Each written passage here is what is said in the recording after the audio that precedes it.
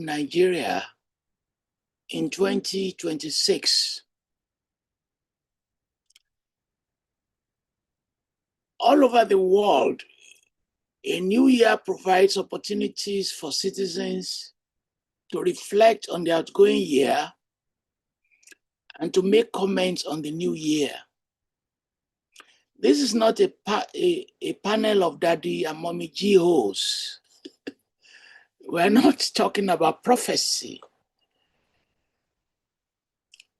And we are not spiritual elements talking about predictions. We are basically scholars making projections and scholars making scenarios.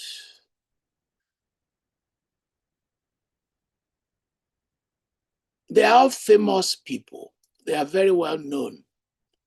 But in the interest of one or two people who don't know them, I will introduce them and I will explain how we operate. When I thought about this subject, I contacted Osmund Ugochukwu Agbo. Agbo is a very common name. I'm from Ile Agbo in Ibadan. We call it Agbo. Igala, Igbo people, we bear the same Agbo, but the meanings may be different. So I apologize if I do not pronounce it the way it is produced among your own people. He's a physician, he's a writer.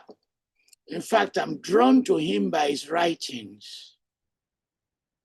And I wanted to see him, and when he said he lives in Houston, I said I will travel down to go and meet him. It follows the line of distinguished engineers and doctors who become literary figures like Wale Okediro.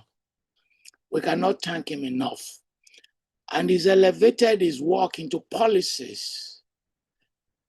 And when you do that, you become a public intellectual. And in that public intellectualism, he does civic engagement, medicine, and he accumulates them in media. If you are on Premium Times, you must have come across his writings. He does critical care. He sees patients. He has certification in internal medicine, pulmonary disease, critical care medicine. He runs a syndicated column and he's done 5 books around culture, power, and identity. And he founded the Kenga Media and Cultural Awareness Initiative, a platform that advances public accountability and governance discourse. He's an entrepreneur, not of the Dangote type. Maybe we have to pray for him.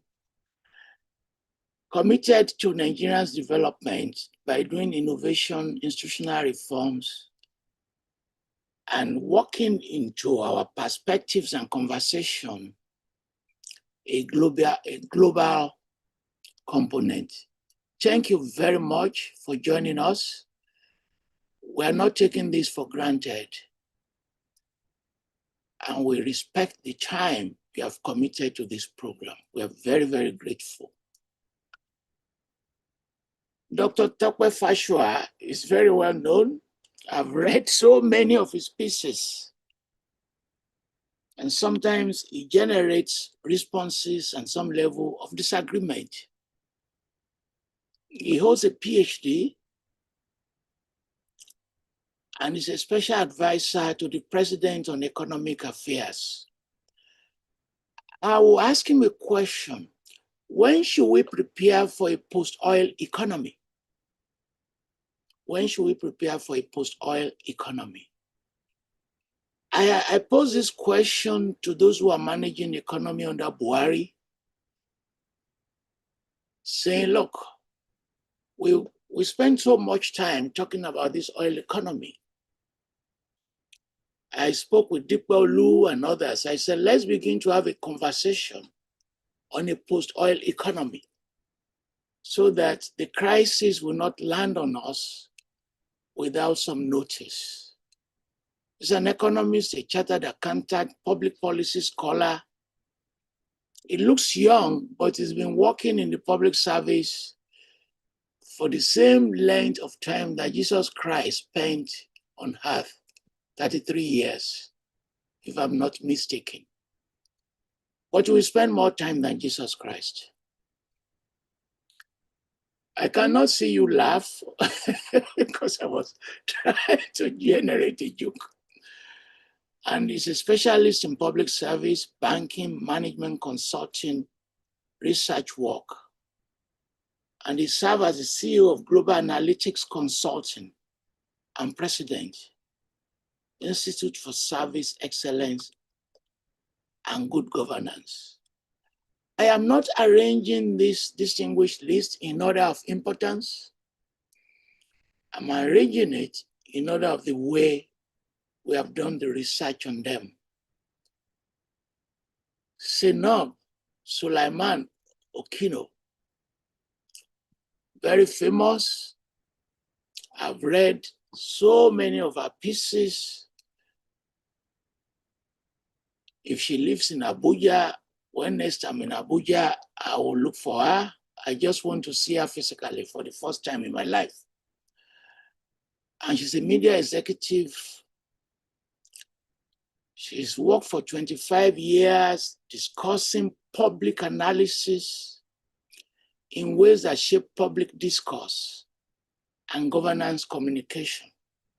One question that we should probe her: Nigeria does not have a mechanism to coordinate the work of the civil service. I studied the act that set up the Federal Civil Service Commission, and I see so many weaknesses in the oversight function. Maybe we should say, can we not create an oversight function?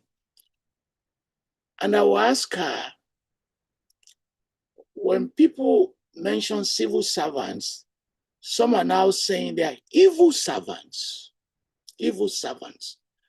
and saying that we overlook the gargantuan corruption in the civil service, blaming just the politicians. And the evil servants, civil servants, get away with it. And I also ask her, should we continue with the current system whereby civil servants are allowed to join political parties and we only release them when they want to compete for election? In one scandalous case, the Commissioner of Education in one state applied to become a vice chancellor, and the chair of that committee was his permanent secretary, and he got the job. Should we run our country in this way? She's the chairman of the editorial board of Blueprint newspaper. She served as the editor-in-chief. She occupied senior editorial positions in various leading national newspapers. And she has served, let me now call her Her Excellency, as a Commissioner for Information in Kogi State. And during her tenure, she introduced a public policy communications framework, improving government communication through integrated media strategies, citizen feedback. She's a national treasure and now an iconic personality. My good friend, Chidi Anselm, very, very famous. I've known him through his writing for over a decade, writing on human rights law, at the Fletcher School of Law, and I think with Kingsley Moghalu, they both work at Tufts University in Massachusetts. He teaches law and development,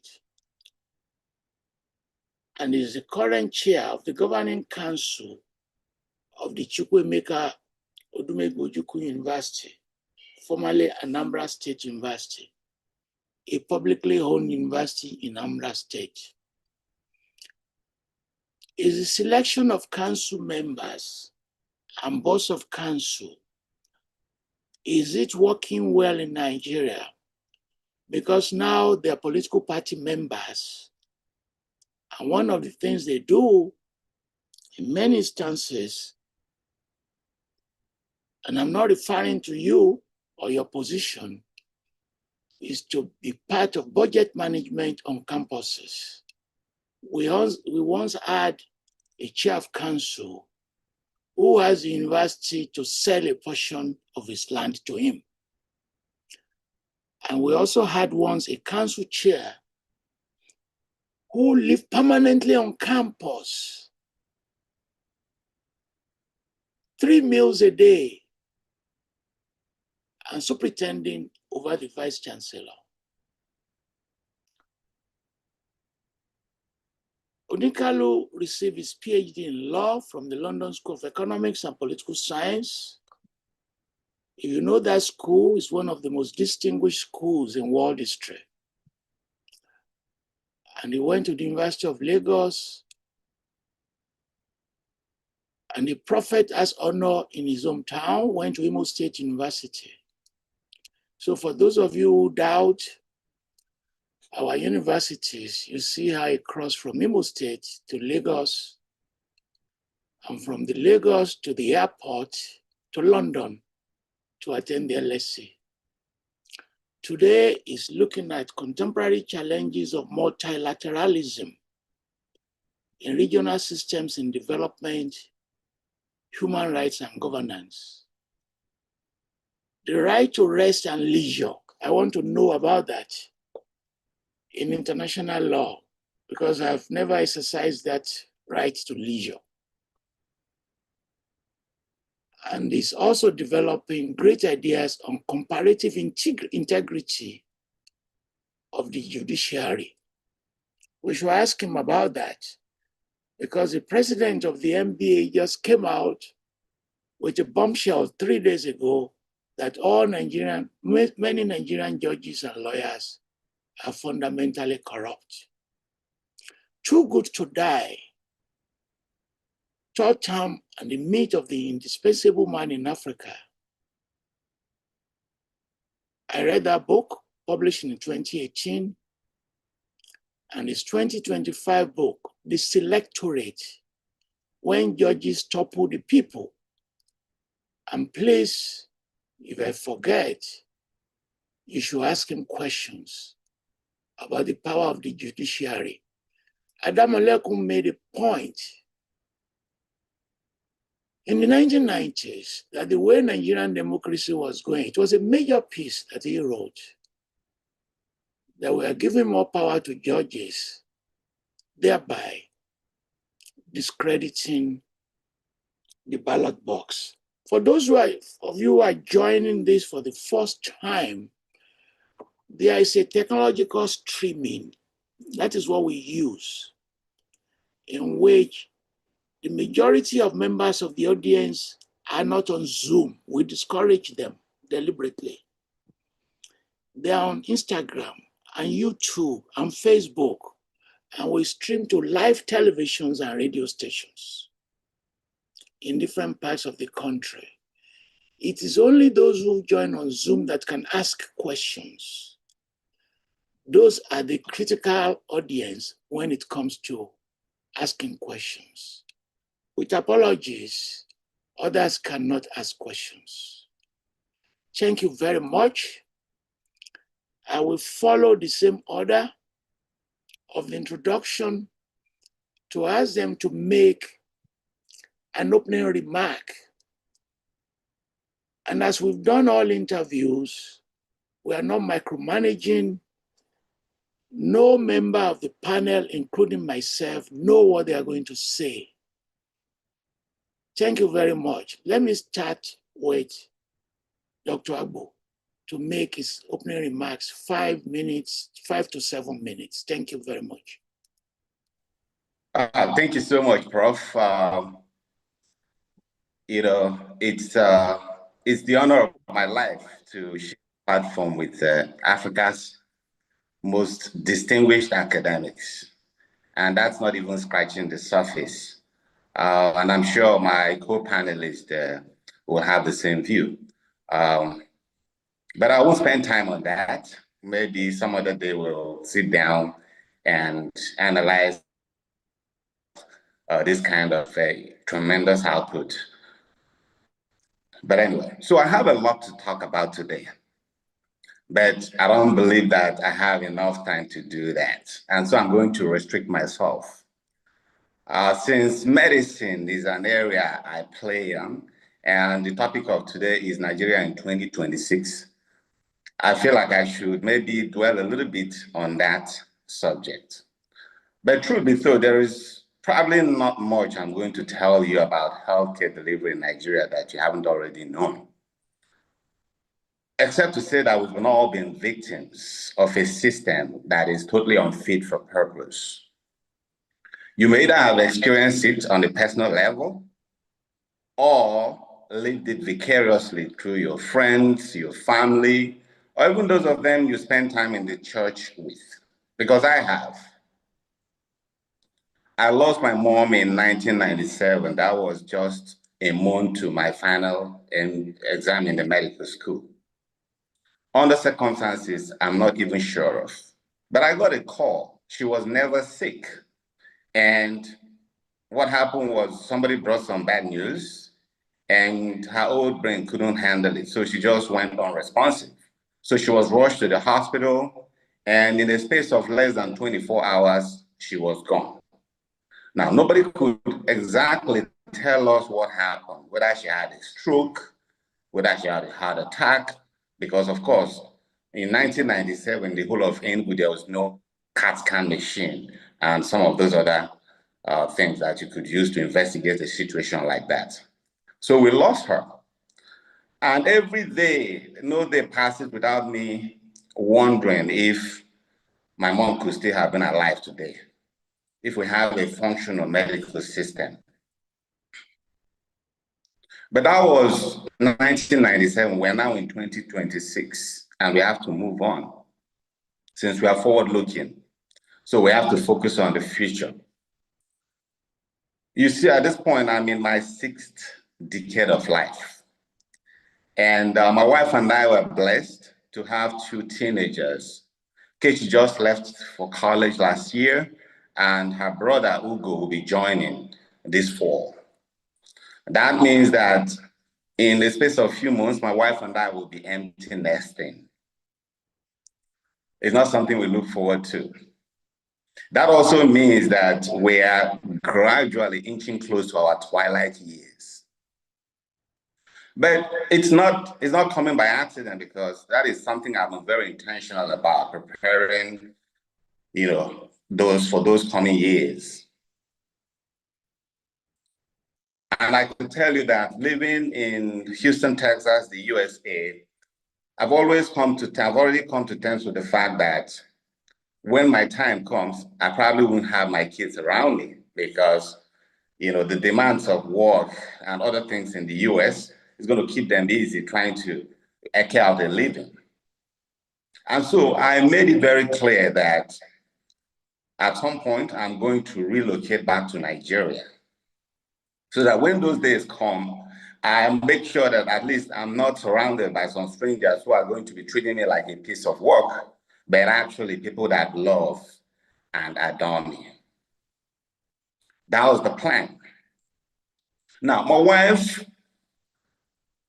didn't seem to be very excited about that. And so one calm night, we were just laying on bed, and I decided to ask her, why such a disinterest? And then she posed the question. She said, if you're in Nigeria in the middle of the night, you develop some chest pain, what happens?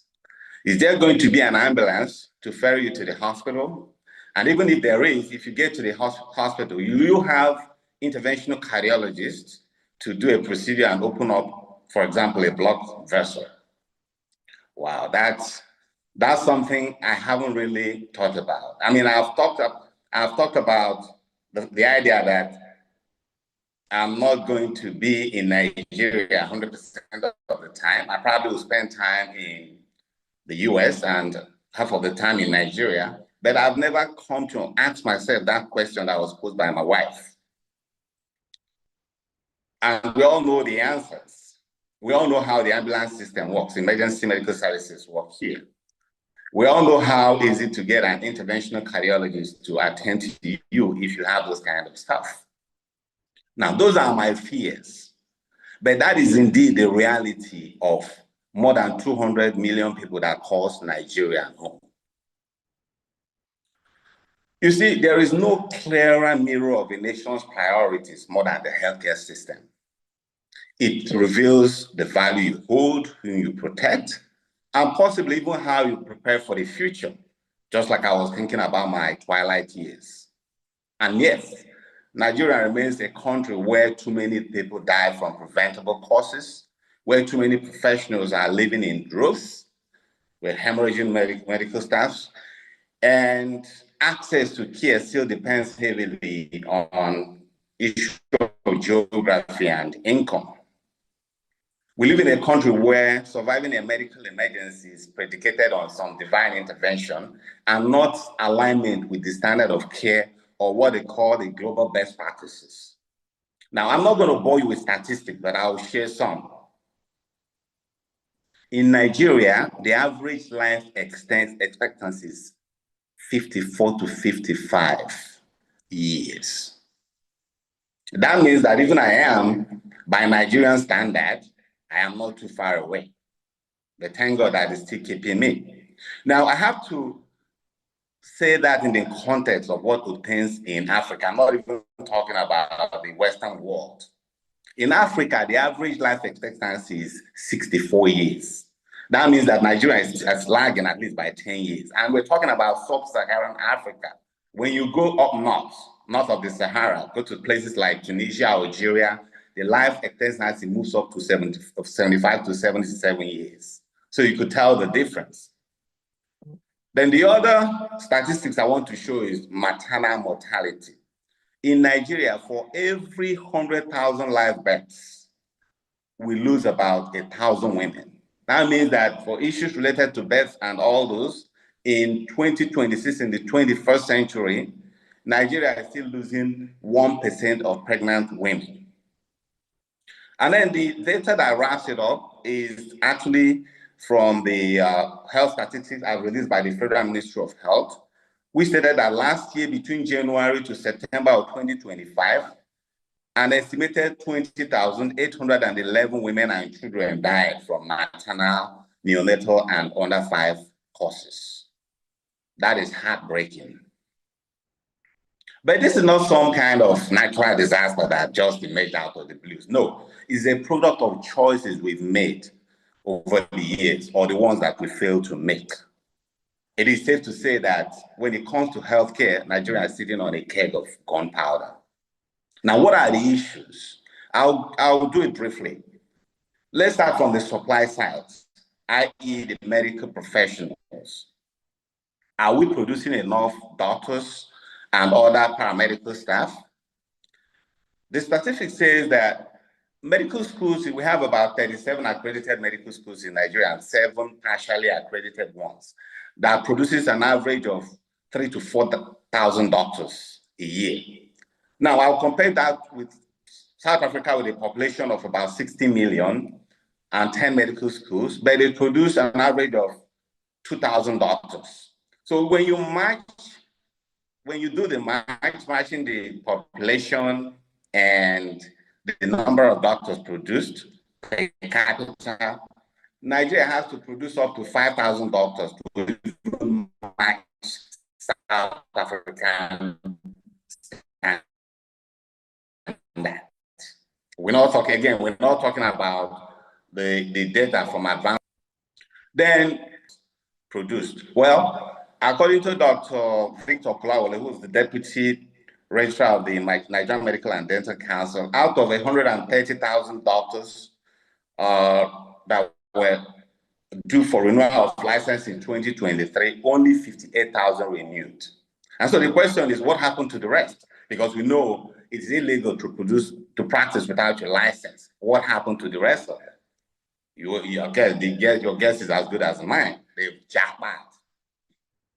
And Professor Tate made this known when he stated that Professor Tate is the current Minister of Health, when he stated that between 15,000 and 16,000 doctors have left the country in just the last 5 years. In 2021 alone, Nigeria has just 3.95 doctors per 10,000 of people. That is so low. The World Health Organization recommended a doctors to patient ratio of 1 to 400 to 600. Nigeria's ratio is 1 to 2,500. So you could see the lack. What about other paramedics like the nurses? Well, the situation is no different. Since the last 5 years, Nigeria has hemorrhaged more than 75,000 nurses. This is the data from the Nigerian Association, National Association of Nigerian Nurses and Midwives. So the trend is the same.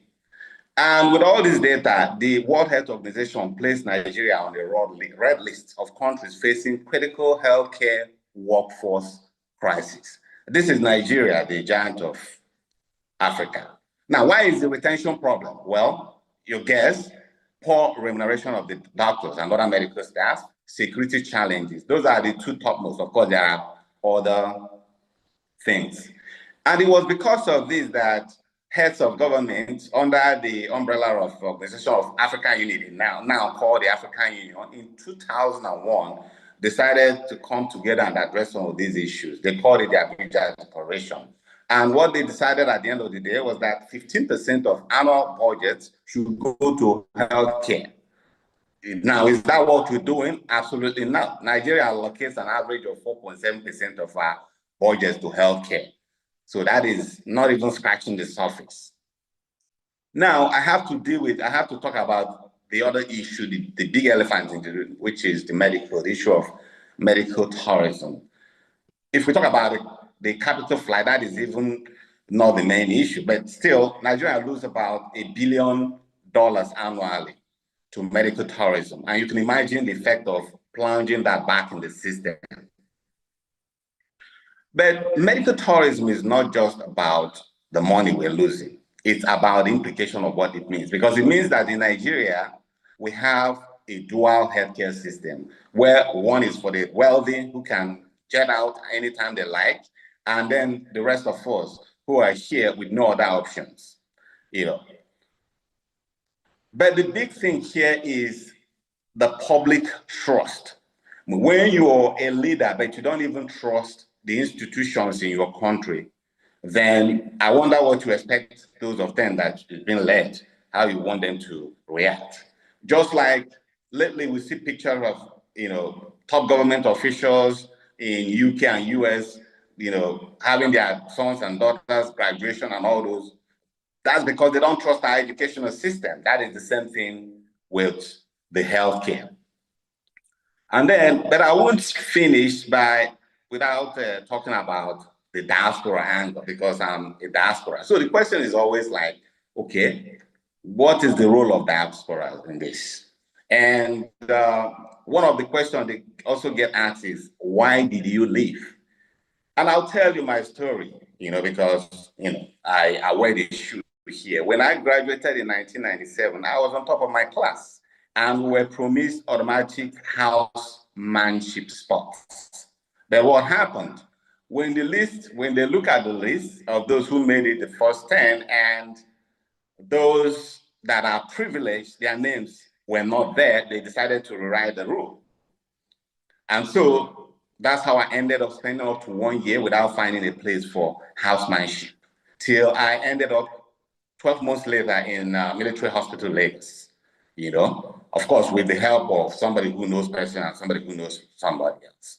And what happened? When I was done, even to secure a job, we still defaulted to having to know somebody that matters, something that is a luxury for some of us that came from a very, very modest home. So basically, we didn't have any option. Nigeria did not offer me any option, and I have to look for someone else because, like they say, self-preservation is the first rule.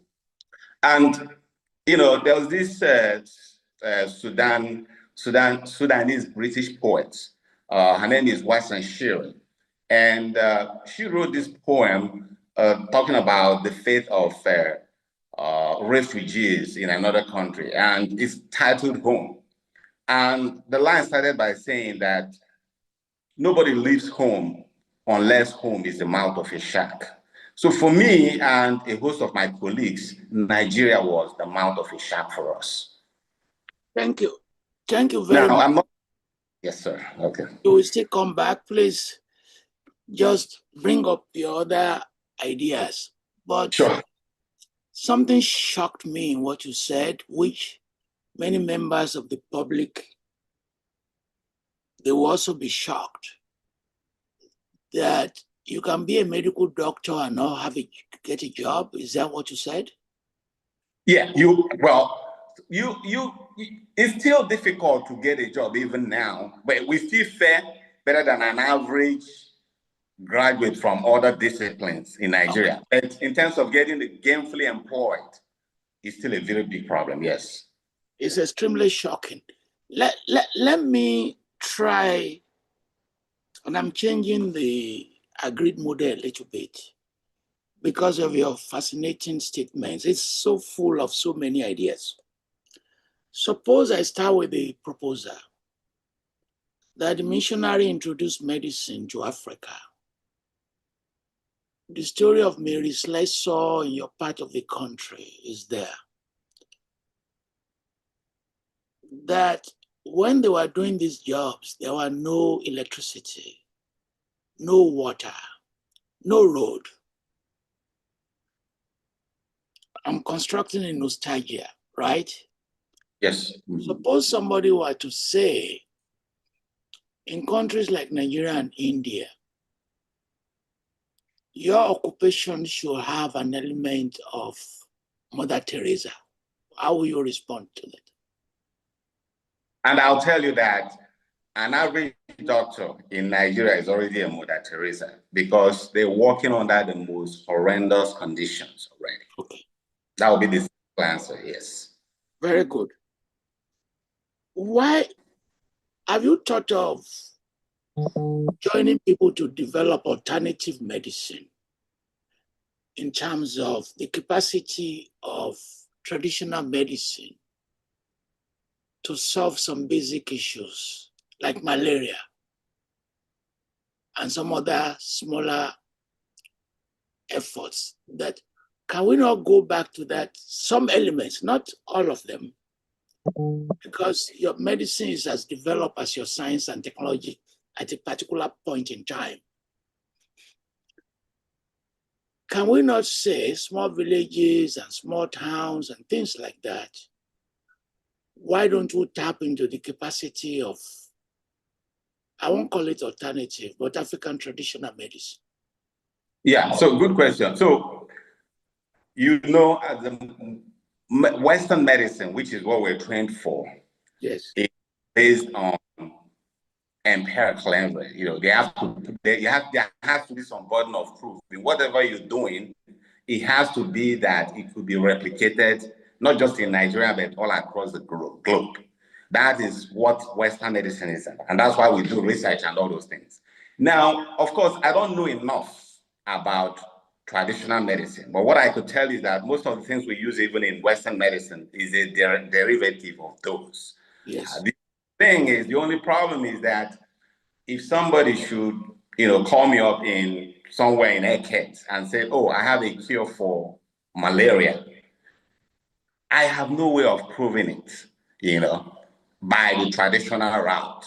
You know, it just has to be something I have to take the person on their word. But if we got to the point where traditional medicine could be subjected to some form of scientific technique that is actually working, not just that somebody claims that it does, then that would be a different thing. And you know, I'm sure you've heard stories about those that claim that they have a cure for HIV. There was one Dr. Abaraka in somewhere in Abuja that was, I think I was in medical school then. Even during the time of COVID, there was also this place in Antananarivo, this country off the coast of Atlantic Ocean, close to South Africa. I forgot the name, but the capital is Antananarivo. There was a doctor there that also claimed that he has a cure for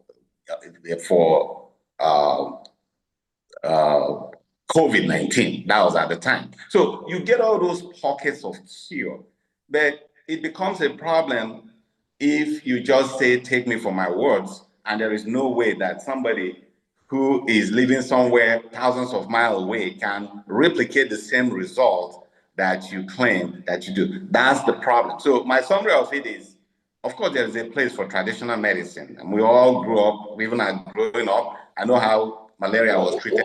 What about barefoot doctor that the Chinese introduced many years ago? That why don't you study barefoot doctors? Why don't you study? You can't hear me? I could hear you, but what was the last thing you said? Yeah, the Chinese said, look, producing people trained like you takes a long time, which is true. Can they study disease ecology in specific areas? Say Lokoja, that's a disease ecology. Many areas have their disease ecologies, and I'm not talking about complicated systems. That if we can map disease ecologies in Sokoto, disease ecology in Lokoja, can't we train people specifically around those disease ecologies? Definitely. And again, this is something that we were doing even back in the day. There was a time that Nigeria actually was a center of excellence for tropical diseases, meaning that folks come from Ghana, from Sierra Leone, and all those places to study tropical diseases in Nigeria, and you have some of those centers.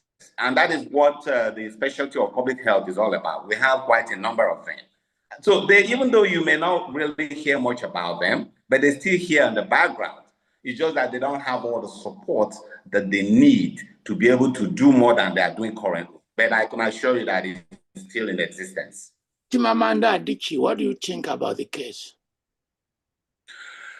Well, so it's still being examined at this point. I think it would be preposterous to make some comments because all we've heard is snippets from the news, and you know how the internet can really twist things. So at this point, I will just let the Nigerian Medical and Dental Council and other independent bodies, let them do root cause analysis, find out what actually happened. If indeed the situation was that of medical negligence, then yes, they should bring the big hammer on those who are involved. But if not, and I think we should also be very public so that we don't punish folks. My final question for this, because it's your vibrant introduction that spurred this. The Chinese just introduced a concept. It's just in the last 1 month. They call them naked officials. That's how it was translated into English.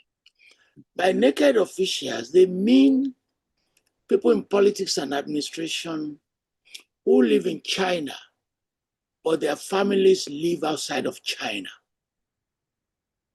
And they began to sack them, and they made a regulation. You cannot be a naked official. You cannot be the president of Nigeria or a governor and your children go to school abroad. Neither can you go and receive medical attention abroad. And they're expanding. You get caught, now you're in trouble. Either you bring all your family back home or you just resign. what do you think of that model? Should we allow Buhari to go abroad? Should we allow Tinubu to keep going to France?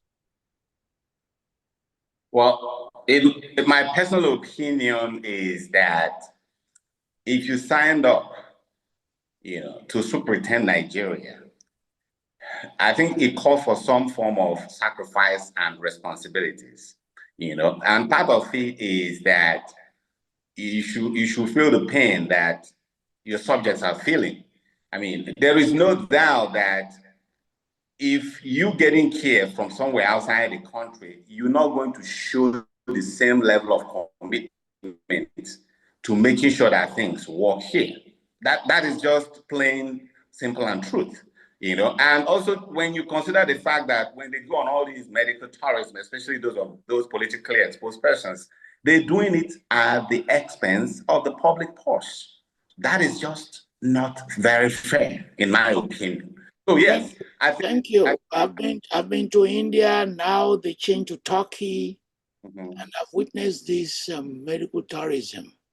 In some airports in India, they open a special visa line for you, which means they are basically doing business. And that the more sick people we're able to get, the better for our own country in terms of pocketing some of the 1 billion you've mentioned. Well, let me turn to thank you very much, Dr. Tope Fasua. I think he went to take a rest because I can see thank you, welcome. Please, can I ask you to sit straight? Please. Well, you are the center of everything because economics is the center of everything. Whether you talk about education and universities, improving medical, please, can you adjust your computer because you are looking like this? Because our partners will begin to complain. So, can you make your opening remarks? And I will ask you very difficult questions if you don't mind. Thank you. Dr. Fasua. Is having internet challenges now.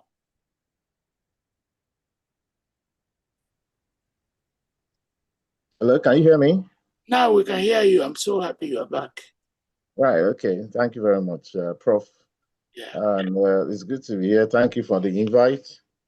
I just need to, sometimes when we hear our people in diaspora, one gets very depressed as things are. But I think the whole idea is, there's no country, very few countries are without government in the world. For those who don't have government, they're already in a state of flux. The reason why countries have government is because, like we say here, in local parlance, problem no they finish. For as long as there are issues and human beings interact and compete for resources, there'll be government to sort of bring some sort of sense into it. Of course, there are governments that are more efficient than others. Some are more effective than others. And all of that is a product of history as well.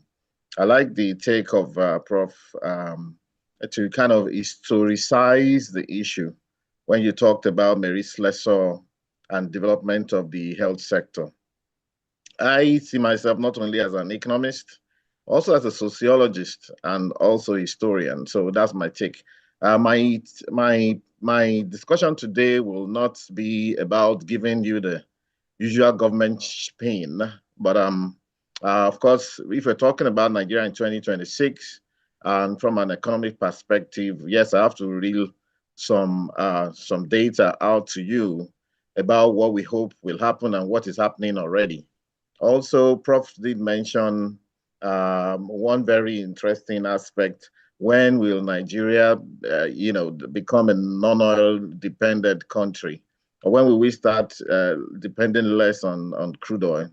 I think already the process has started. Anyway, but let me tell Osmund Agbo that I'm actually speaking to him from the mouth of the shark, as he called Nigeria. So God help all of us. Anyway, so Nigeria, I'm looking at, I mean, some sort of macroeconomic projections, which sectors are driving growth, what are the challenges, risks, and so on, as well as strategies for us to thrive. I would have shared my slides, but there's no point. I'll just pick a few issues out of it.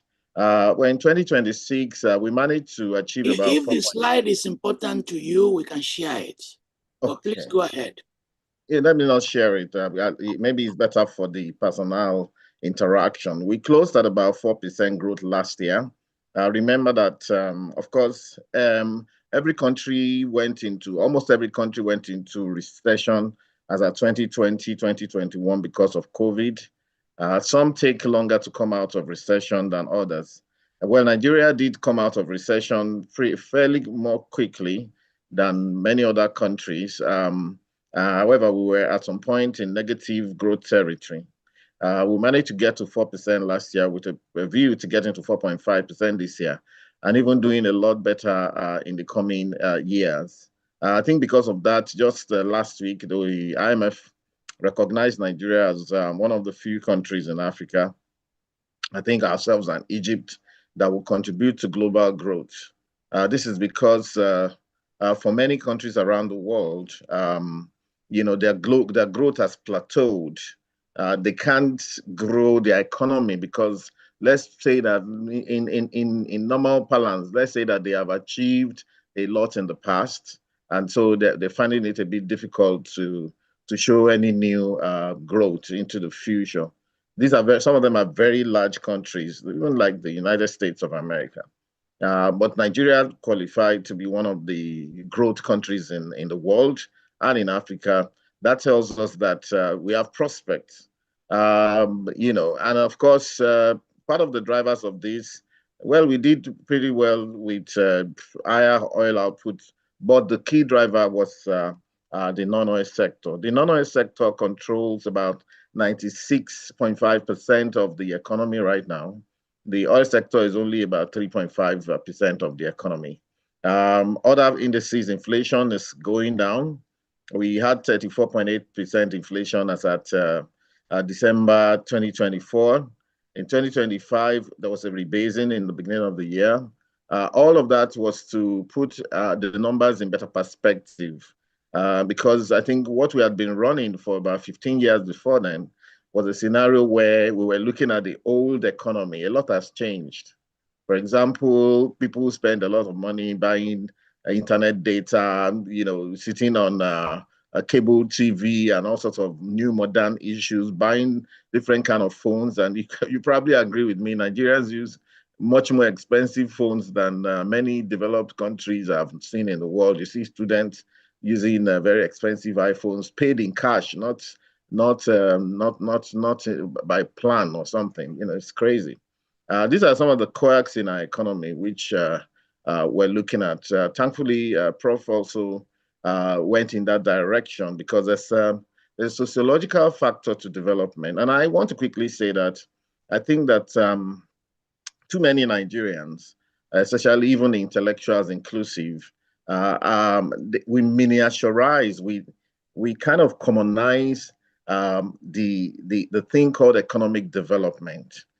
Whereas there have been countries maybe like the UAE or South Korea, but if you read the history very well, you realize why they have actually achieved quote unquote development before we have, before Africa, sub-Saharan Africa countries. In fact, you probably also realize the historical connections and the sociological connections why North Africa seems to be doing better, like Morocco, like Egypt, doing better than sub-Saharan Africa. The sub-Saharan Africa, to my mind, is the last frontier. And all of this bear out in the kind of way our people live, which means that for me, I'd rather be here because I think this is where the challenge is for those who are really up to it, who want to add value.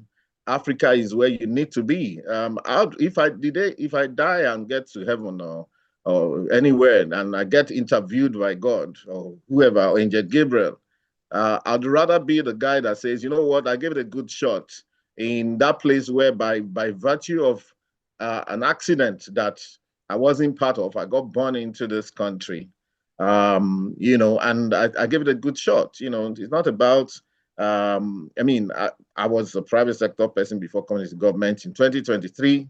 It's all about giving it a good shot, managing your shop, the little that you've been given to do pretty well, and seeing how you can make improvement. Like I said, development is a historical issue. So anyhow, other issues is that the Naira is getting a bit stronger, officially about 1,345 now. We're looking at about getting to 1,250 this year. And inflation, we hope to get to single digit this year. So that's very important. The fact that we have been considered to be one of the countries that would contribute. We've done a budget about for 54 trillion. I'm still of the opinion that our budgets are rather too small. We have one of the lowest budgets per capita in the world. We can do a whole lot better than that.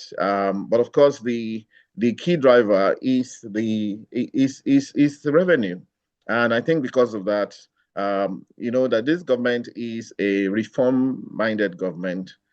We came and we stopped the fuel subsidy that used to take about $10 billion away from this country every year. We also kind of recalibrated the Naira. And part of the idea of recalibrating the Naira is that part of the gains is that we have seen a scenario where the payment for that goes out of this country for health tourism went down 91% in 2025 alone. Equally, the payment that goes out for education went down about 31%. There's a new hospital here that was financed by African Exim Bank and is in collaboration with King's College London.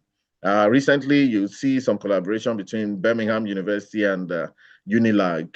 Then in Lagos, you see a number of very high-end A-level schools and secondary schools.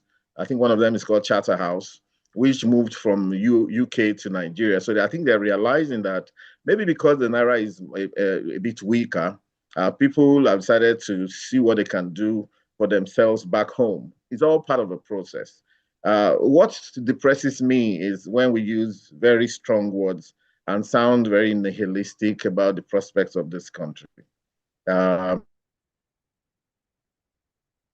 When we use words like horrendous to describe our country, it's very depressing. It's not all doom and gloom. Some of us, we go out to survive this country. People are not shooting on the streets and fighting on the streets all the time. That's not Nigeria. A lot of places are well organized, just as you find places that are depressing anywhere else in the world. So we know what the issues are. We still have a large infrastructure deficit.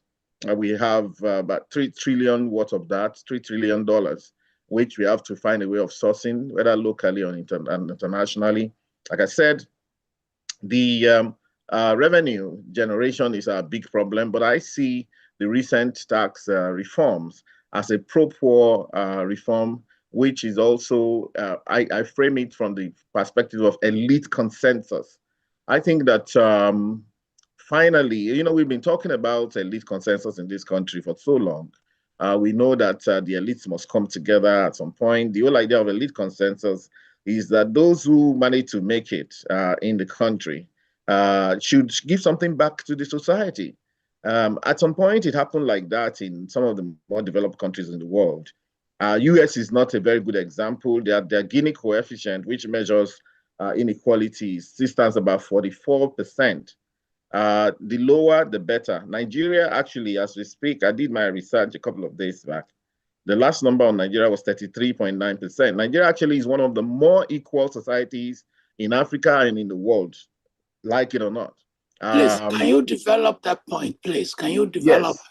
Because many people will agree with you fundamentally, please. Okay, sir. There's something called the Gini coefficient, which goes from 0 to 1, okay? 0 to 1. The closer you are to 0, the better your society is in terms of equality and oppression and all of that. The closer it is to 1, that means that you have people who are exceedingly very rich and people who are exceedingly very, very poor. Recently, Nigeria was having some people online, they were having some issues with Namibia. And Namibians, of course, they dragged Nigerians and said, these Nigerians were all over the place, everywhere we're traveling, and people don't want us anywhere and all of that. We still go. We don't stay in our country. And what most people don't know, if I was part of that argument on the part of Nigeria, Namibia actually is one of the most unequal countries in the world with a Gini coefficient of about 59%. That is just after South Africa, Zimbabwe, and Zambia. Those are the very, very unequal countries in the world. The US is about 44%. I mean, the guys on Wall Street who are paying themselves huge bonuses every year in millions of dollars, I don't even know what they do with those monies. But again, this exists in every part of the world, including here in Nigeria. But the reason why Nigeria is not a very unequal country is because Nigerians are very aspirational. Okay, we are very aspirational. And let me also say this, for those who have traveled around Africa, you realize that Nigeria is one country where even the white man has decided that you guys should go and sort yourselves out a long time ago. So when you go to other countries, I've been to Uganda, I've been to Rwanda, I've been to Zimbabwe, I've been to South Africa, I've been to Cote d'Ivoire, Ghana, I've been to many places. In fact, the best place you travel for comparison is Africa. And what you find is that there's a huge presence still of foreigners in those countries that seem to be working. But in like, for example, Kenya. In Kenya, you see a lot of British people and, of course, Indian people driving the key economy. In South Africa, it's still driven by the whites. Nigeria is the blackest country on earth, and, of course, the largest blackest country on earth, meaning that the reins have been handed over to us. And, you know, so even if they steal money, Nigerians are stealing money. The problem we have is kind of that we're very externalized. An average Nigerian believes that he needs to go and buy a house in the US. For example, there's this problem going on with one of Jerry Hussaini's properties in the UK, and one lawyer and all of that, and all sorts of people coming from the cracks saying that the owner was their auntie. This one said it's his uncle and all of that.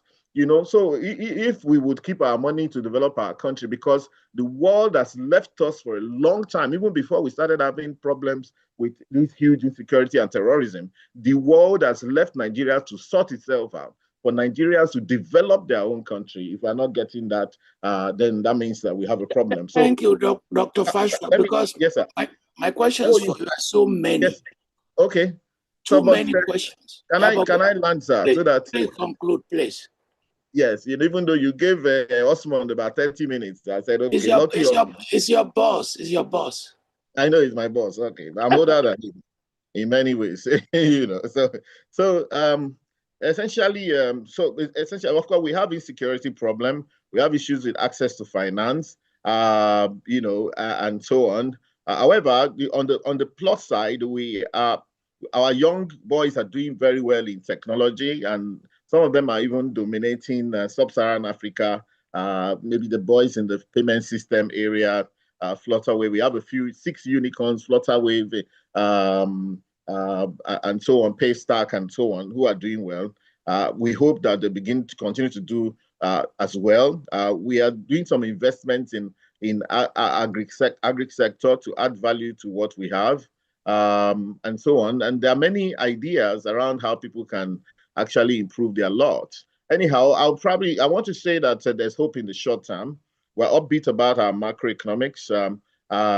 You know we have challenges, but those challenges actually disguise opportunities. For those who get involved with those challenges, that's opportunities for them. I mean, I have a friend who's also a medical doctor. I think he calls himself Dr. What's his name? Chuka Okoye, I think, doing incredibly well right here in Nigeria, and you know, thriving and also making a lot of impact. Maybe that will go along with the kind of ideas that Prof was talking about earlier.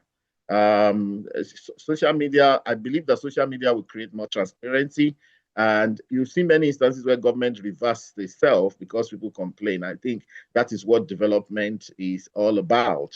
It's going to be a gradual situation. We are diversified from crude oil, okay?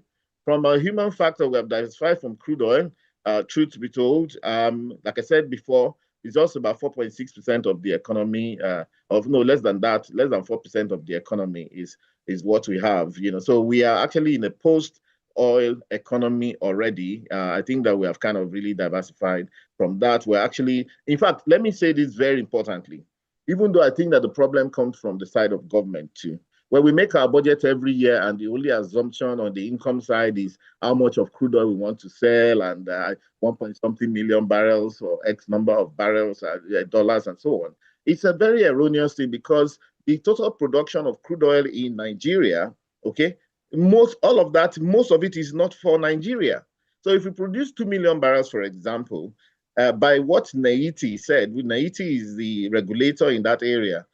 Some years back when Waziri Adio was there, they did that analysis and less than 35% of that is for Nigeria. The rest is for your joint venture partners and your product sharing contract partners. Those are the people that the Shells of this world, the Chevrons of this world, are the people who are drilling up sea, deep sea, and the technology is very complicated. Nigeria doesn't have much coming from that. So I think that it left to me, we need to populate that side of the balance sheet with more areas of where we're expecting income beyond crude oil, because again, yes, it's important for the generation of foreign exchange, but the country is not run by foreign exchange. The biggest contributor to income for government in Nigeria is inland revenue, the Nigeria Revenue Service. That's where most of the money comes from. And of course, from what we have seen in the last 2 years, a lot of money is going to the state governors right now, state government. Enugu State has increased its budget by 13 times since 2019, 13 times. Is incredible. They're budgeting about 1.6 trillion right now. Lagos State has increased its budget 400%. Lagos State, and most of them are not borrowing money just to hide some of the achievements of government. They are not borrowing money. And in fact, I think that they should borrow more to build more infrastructure for their people and ensure that they use that to also develop the local, our revenue. A lot of Nigerians, of course, don't want to pay taxes. Well, of course, people don't want to pay taxes everywhere. But I mean, some of us now live abroad. We can see how it works elsewhere. For you to have that wonderful country that you're talking about, you need to pay your part. In the US, you will pay your taxes. If you don't, I mean, the fear of the IRS is the beginning of wisdom. That doesn't stop you from also paying. Yes, 2 minutes, sir. Because I have many questions for you, but go ahead. Okay, so yes, sir. Thank you so much for your generosity, Prof. So you also pay fines and all of that. So I think that Nigeria is moving in that direction. 2026 is going to be a very decisive year. We've learned lessons in the first 2-3 years in the first 2 years of running these reforms. I believe very strongly that those reforms are very important. What we're going through in Nigeria right now is a change of mindset. Okay, to understand that if we want to be like those countries abroad, there are some things that need to change. But we're lucky that our people are very aspirational. They may not understand, that development, okay, that we have just been around for 65, 66 years.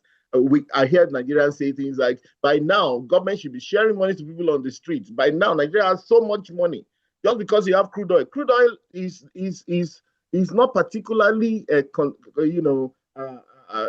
equivalent to good life, because again, it's just some resource in the ground. I think what matters most is the thing that's between our ears, which is our brains, and what we can develop out of that. So that's it. Anyhow, to conclude, sir, I am very, very optimistic about Nigeria. The problems are not going to stop. Whether we're talking about medical mishaps, we probably need to develop our medical insurance and liability insurance better.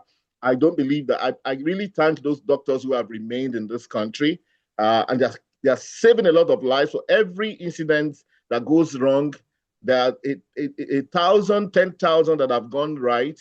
The people who are being healed. I don't go abroad for my medical. I do it right here in Abuja, here in one place in Gwarinpa. There. Why would I subject myself to a stranger, who probably doesn't know my history, is not even used to my race? How does it diagnose me properly? And of course, when we go out, the big men who go abroad, when they go there, they get treated by Nigerians who have jackpot there, minding the fact that a place like Namibia, which is a lot more poorer than Nigeria, especially among the Black population, they don't see a reason why they have to run abroad. Thank you, Dr.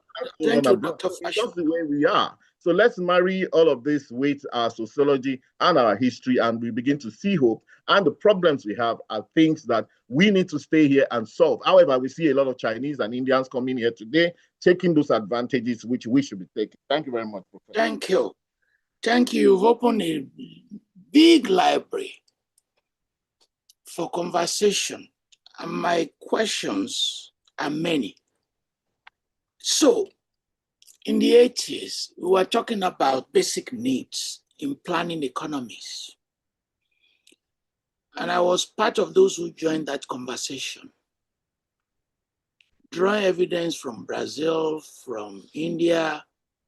We even convened a major conference in Brazil saying that we should limit the crop options, and India accepted that proposal. Take one major crop, take one protein, as in rice and lentils, which India did.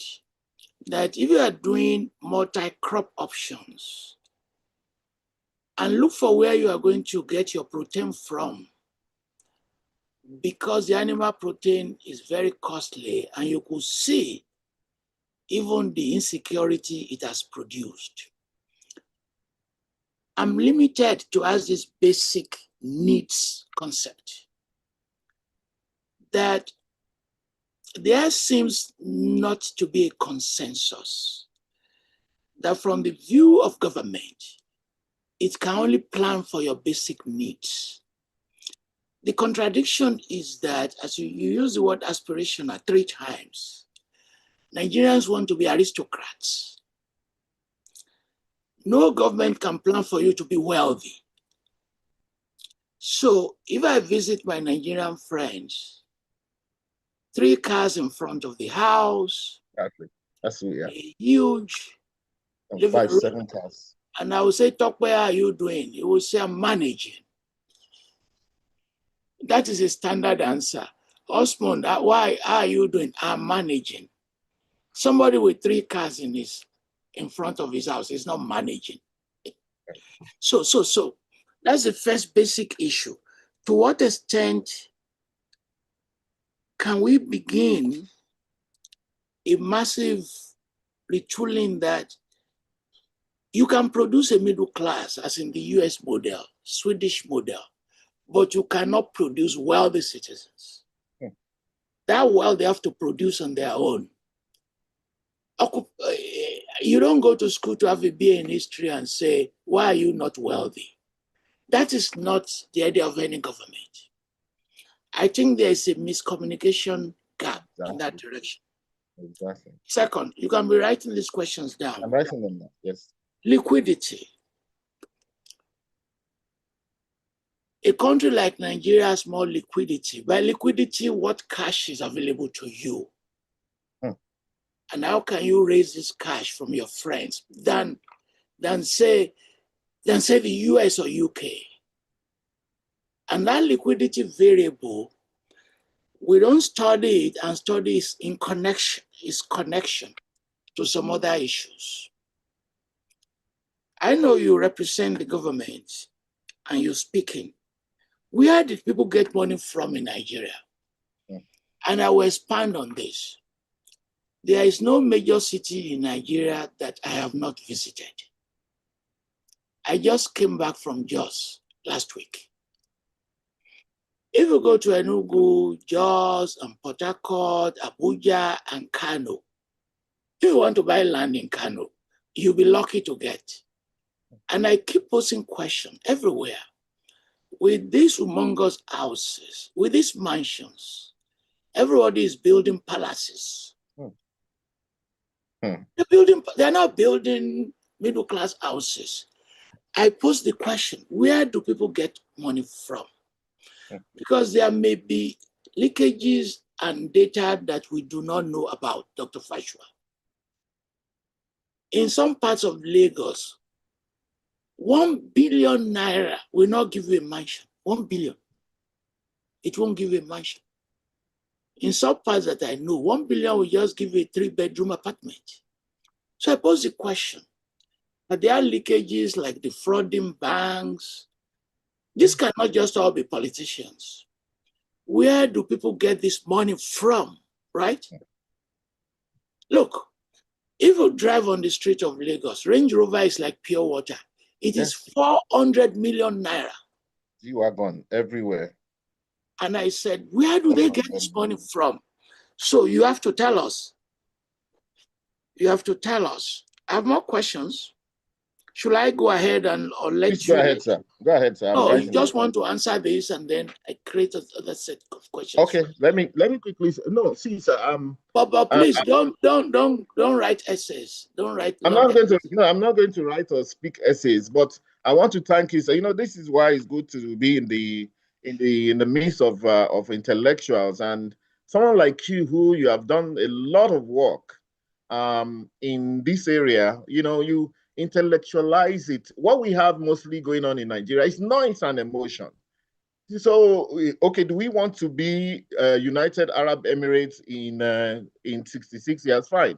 We got independence. They got maybe even before we did. But it's also one of the most unequal places on earth. The people who are building the United Arab Emirates are the Indians, the Pakistanis, the Bangladeshis, the Sri Lankans, who are coming. And many of them, if you see the conditions in which they live, Nigerians wouldn't accept to live in such conditions. Anyway, so that's the thing. So it's good that you have brought the sociological aspect. Who are we in Nigeria? What do we? A Nigerian will build a house from scratch to finish. Fantastic house. And you still complain about how the country is such a bad place. He wants to build a second one and a third one and a fourth one and a fifth one because, again, it has entered our culture. In our prayers, in churches and elsewhere, you hear about how God has said that you're going to be the best in the world and people will come and worship you. It's there in our music. If you don't get money, hide your face. So it has really, how do we unlearn this? Because according to Alvin Toffler, the literates of the 21st century are those who cannot learn, unlearn, and relearn. You know, but we're not even making that attempt to unlearn this, to actually check ourselves. I stand bold to say I live deliberately a modest life. Okay, I mean, of course, as the average Nigerian, I have maybe 3 Tokumbo cars outside there. You know, but I live in a modest 4-bedroom, semi-detached house here. I'm not under any pressure to be looking for more money. I wonder why I would do that. But I spend most of my time in intellectual pursuits, including coming on this kind of program that you have put together. So Nigerians need to be told that I keep on saying this, that we cannot run the world.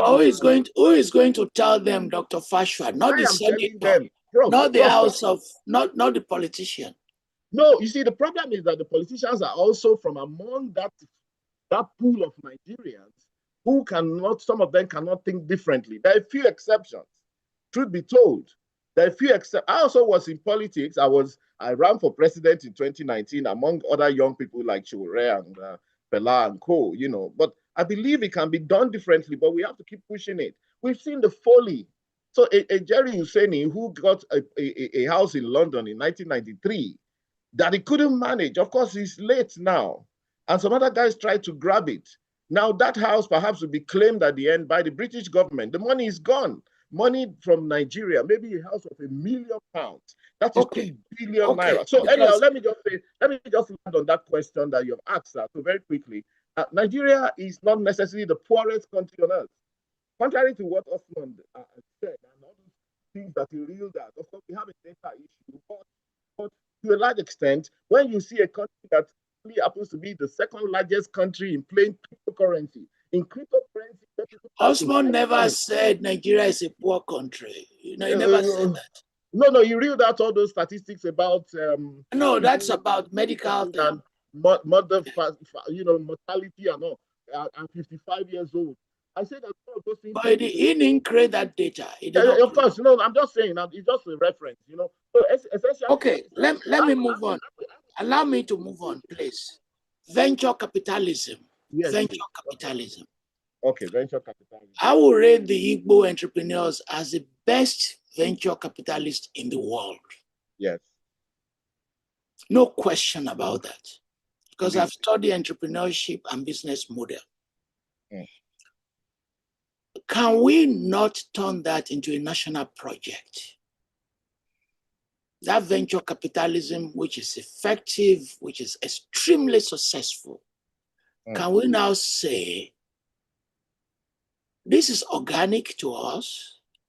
It's extremely brilliant. Can we not bring these Igbo venture capitalists together, understand what they are doing, and say, the Nigerian federal and state government, this is a model that can work? Certainly, sir. Certainly we can. And indeed, you know, that model, of course, it has made it to Harvard. And, you know, the way it's managed to reposition a lot of people, especially from the eastern region of Nigeria, the southeast states, especially, you know, and it's cultural, it's historical. And, you know, Prof, my PhD was on entrepreneurship, actually. I wrote about Nigeria. And so I had time to study the models of entrepreneurship, even though I landed on my, you know, my theoretical framework was Joseph Schumpeter's innovative entrepreneurship model, which actually, you know, projects that for you to be an entrepreneur, what are you innovating? So that's where Nigeria needs to go to now. That's where the Igbo entrepreneurship needs to go to. Okay. Please, however, of course, they have achieved a lot. Short answers. Yes, in terms of, yeah, they've achieved a lot in terms of financial and economic inclusion. A lot of that actually still rests in the importation area, but now we need to take it forward to say that what are we innovating? People like Innocent of this world, you know, people like Coach Charis of this world, who is in a lot of ventures. Now, how can we begin to internalize the production of that? Is what they did in China. Certainly, and also in relation to that, yes, there is no culture of debt repayment. To be repaid. If I give you money now, if I come to your house and you say, Professor, can you lend me 3 million? When it's time for you to pay back, you begin to make up stories. Indeed.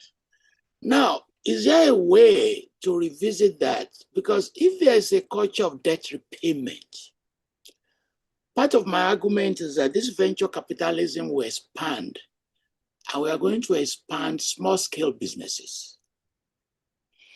Somebody like Osmund in Houston can collaborate with somebody in Lagos, and we solve part of this problem. But if we don't, raising credit is difficult, because you raise credit in part through loans. Look at the first bank report last week. Look at the extensive nature of indiscipline. People did not repay. They didn't repay. They didn't repay the loans. And these are big people driving all those big cars around. But let me move on. Informal sector. Yes. So we have a country of over 200 million people.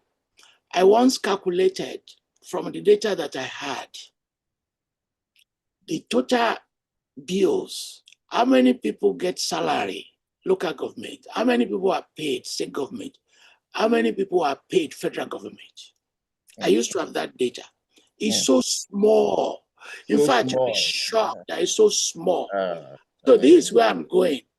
What runs the Nigerian Union is that informal sector.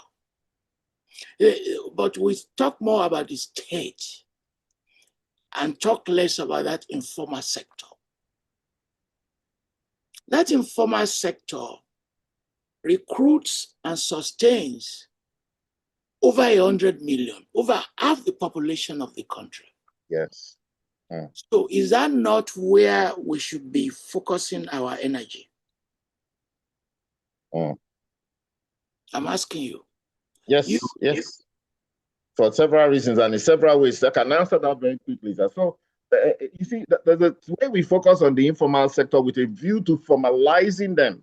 As usually the concern of government, let's formalize them so that we can have their data, so that they can pay taxes and all of that. Oh no, that is if you look at it from saying let's collect taxes from them, that is a different conversation. I know. I'm saying that's one way of looking at it, which I don't necessarily agree with. Okay, but I want to first of all start by saying that Nigeria has, by proportion, one of the largest informal sectors in the world, by proportion to the size of the economy, okay? By proportion to the size of the economy. It's also a historical problem. It's also part of our history and part of our circumstances as we have developed, including the Civil War and what have you. In one of the theories of entrepreneurship is a theory that says that when people become deprived of their status deprivation, they tend, like the Jews in Israel and co, even like the Igbos in Nigeria, because of the Civil War, people being displaced, a lot of killings and so on, they go into entrepreneurship as a way of proving themselves. So anyhow, we have now, however, because of also some of the mistakes that have happened in government in time, and of course, even the time that we took on the SAP idea in 1986-87, we have found ourselves having a larger informal sector. I've written this in the past, I'm sure you've seen it, Prof, that only 3 to 4% of Nigerians work in government of our working population. If you go to Scandinavia, it's about 30%, 35%. Even the US is 30%, and the UK is 40%. I realized that this number of more capable that country. So, okay, you have internet challenges, unfortunately. It's unfortunate because I will have 2 other questions, but I will postpone it. Creating anything for the long term. And that is what we are, I'm personally, as economic advisor and as an economist, and as a Nigerian, I've always pushed for that idea that let's slow down. It's not all about, I've seen governors go to universities to say, oh, all of you graduates, I don't want all of you to look for work. I left university at 19 as the best graduate in my school too, like Osmund. I didn't know anything about starting a business. I had to go and serve. After serving, I got into a company. I saw how you arrange a corporate environment. How can you tell a 20-year-old to go and look for, because you don't want to create that environment and create even the job directly. We need people in education. We need more teachers. We need security men. We need more policemen. We need more people in intelligence services. We need more people in the environmental sector to clean up our environment.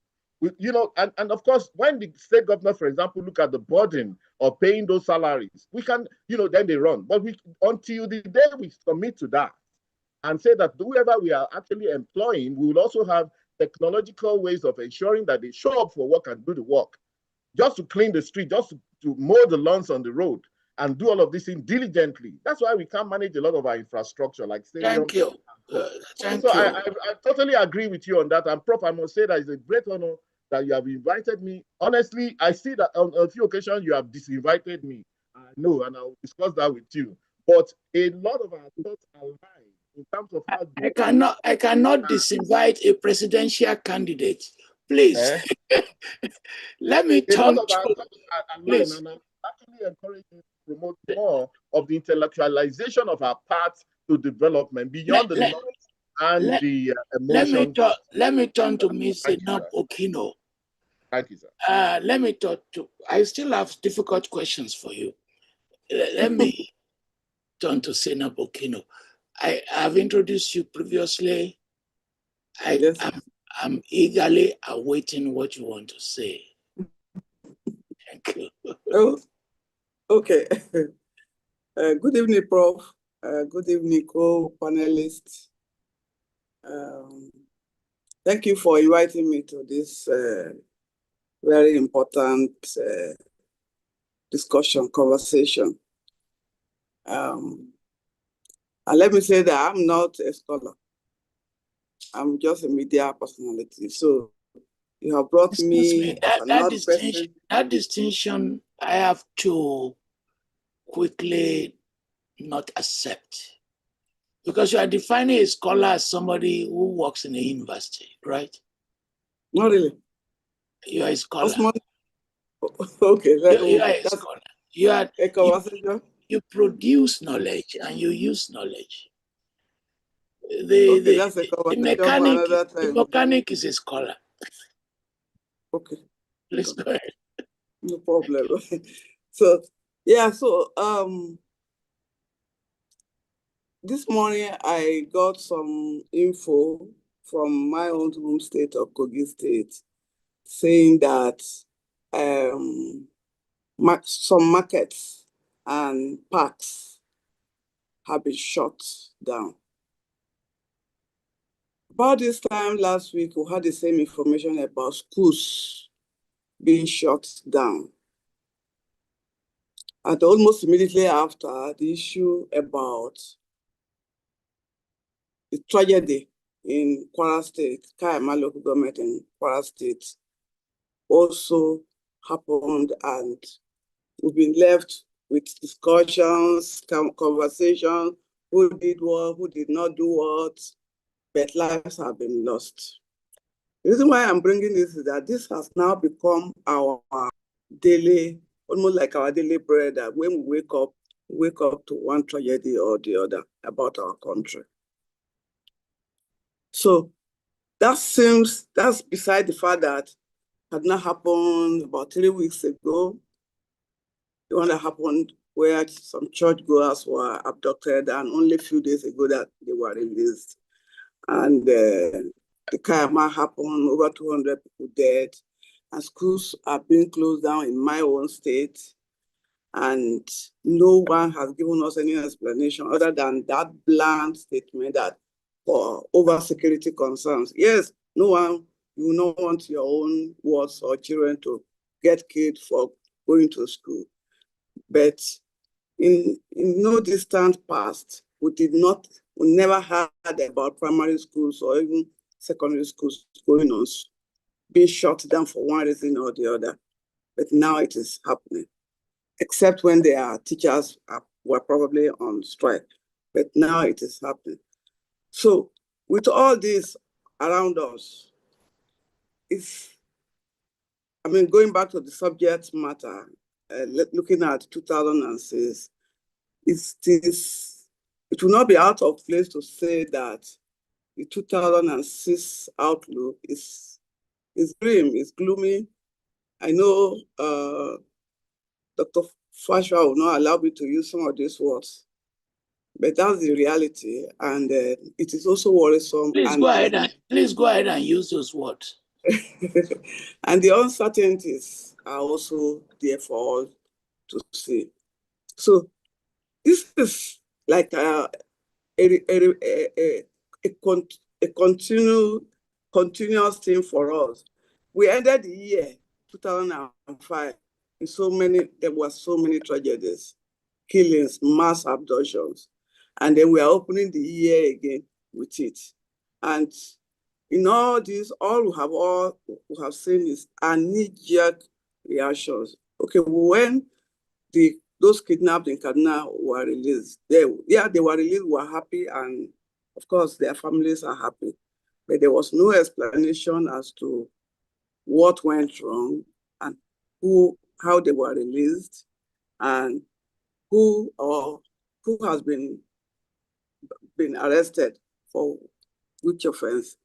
So every now and then it comes, it goes, and then the release happens, and then we move on as if all is well, whereas all is not well. I don't want to emphasize on security, but we all know our security situation. Then we go back to where it all began from in 2023 when the president was sworn in, and those statements about the subsidy is gone, floating of the naira, then the tax reforms, all of which they told us were temporary, were measures to bring about prosperity to us. 3 years down the line, I am not sure anybody can talk about prosperity. I know Dr. Fasua also said something about dollars coming down to 1,300 or something. I want him to show me the way anytime I want, because the last time I did, I bought it almost 1,500, because it was 1,490 something. So with all this, I do not see why anybody will say that some of these reforms are working. Because remember, the president said, these are just baby steps we need to take, we need to sacrifice, just so that the country can be better for all of us. The problem with sacrifice in this country is that sacrifice is done by just citizens, and there's no exemplary leadership when it comes to sacrificing for the country. So, in all ramifications, whether it's the economy or security circle, we cannot say we have seen anything. The trajectory has been on the downward slope. Just oppose that with what is happening in the political, among politicians or in the political sector, so to say. So many, politics is very robust in Nigeria. Political activities are robust. Campaigns had long started, even though the law is against it. Nobody is punishing anybody for that. So, and then you're hearing about defection here and there. You're hearing about this and that, all in the, so it seems that the only business in town is politics. And the only business that is functioning very well is political activities of governors defecting from one party to the other, and then the fanfare to welcome them to the new parties. And then when they send their analysts, their on-air personalities, so many things happening around politics, and not much is happening to increase our prosperity or even to improve our lives. Let us not even talk about prosperity now. We're talking of getting by. So I don't know the sector that I haven't touched, but for me, 2006 and 26, I mean, it's not looking good yet, at least. But you may say that it's too early to say. But there are no signs that they said the weekend that will be good. I think the signs show as from weekend or Friday also, something like that. So for us, for now, there's nothing to prove to us that government, they're sending social safety net to at least reduce our burdens as Nigerians. I have not seen it yet. But with regards to politics, of course, a lot is happening. Early next year, election will hold, presidential election will hold. And before you know it now, the president will be a sitting dog. So all activities will be directed towards politics. And this issue about defection worries me. I do not know what we want to turn this country into. I don't even know. There's joy in competition. Before you lose or you even win, there's joy in competition.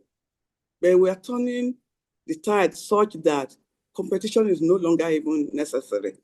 So what may likely happen, and I hope not anyway, is because almost everybody, all the governors, and we also know the roles of governors in determining who wins what in this country. So, but because most of those governors have already defected, and we're already talking about 30 or 31 states under one political party, there are fears that the 2027 election will just be a walkover for the ruling party. And then what do we stand to gain if we all ensure or we all watch and we kill or decimate opposition and still hope that someone somewhere will stand up to oppose the government or to even correct, because opposition does not, criticism is not all about because it's opposition. So if it is not me, anyone there should be criticized. No, we all know what constructive criticism is all about. So if we all work like this and at the end of the day we have a one-party state, is it different from the military government that we all hated so much and we were able to mobilize to send them away or send them back to the barracks? So I really have fears for this country. I have genuine fears for the country about where we are going if we all watch and the opposition is suppressed like this.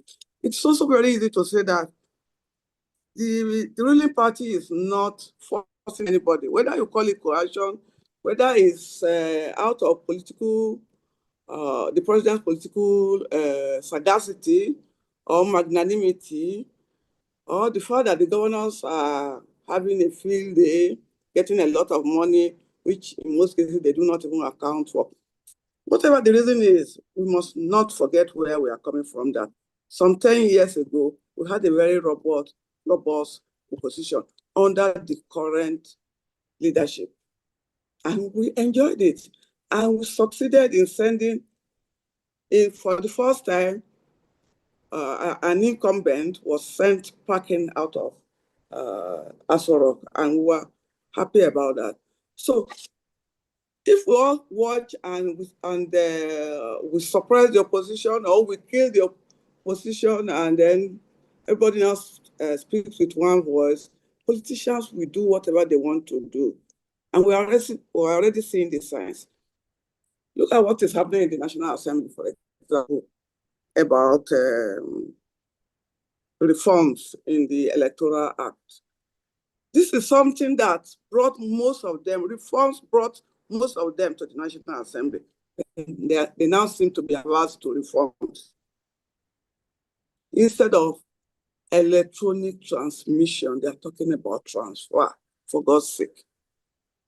So I do not have all the answers, but I think citizens need to mobilize themselves to oppose our representatives, because, well, do they really represent us? Most of them got there through means that you can say are not really, they didn't follow any narrow or straight line to get there. So obviously when they get there, while we pretend that they are representing us, they do not really represent us. And then, Prof, you asked me a question about the civil service. I don't even know why you asked me that question. What have I got to do with the civil service? I'm not a civil servant, Prof. But anyway, we all know they call them, I don't know who did, though, maybe politicians, call them evil servants. They will help politicians still, and I'm not directing it to anybody in particular. But at the end of the day, for politicians who are not wise, they pay for it. And maybe in the course of further discussion, some other people may be able to throw more light on what the civil service setup is all about. But I do not think it is the fault of civil servants themselves. The system we operate probably encourages what happens in the civil service. Okay, a lot of people say they don't even do anything. They just wait when they become directors or when they are in strategic positions so that they can direct some of these largesse or help politicians steal money, whatever. But the civil service, I think, is due for reforms. It is due for reform because sometimes we do not even know who to blame, whether the civil servants or the politicians, that they're just temporarily, or the civil servants who have been in the system and can tell where money is or where money is not. So thank you very much. Thank you very much. Your focus is strictly on politics, and I'm very grateful and appreciative of that focus. And your projection is very clear that you are afraid, you even use the word fear, that the process is complicated. So you are worried about issues around defection. Politicians move around because of money. Because if you're out of power, two things will happen. You are spending your savings from previous position. And second, your enemies will ask the EFCC to descend on you. So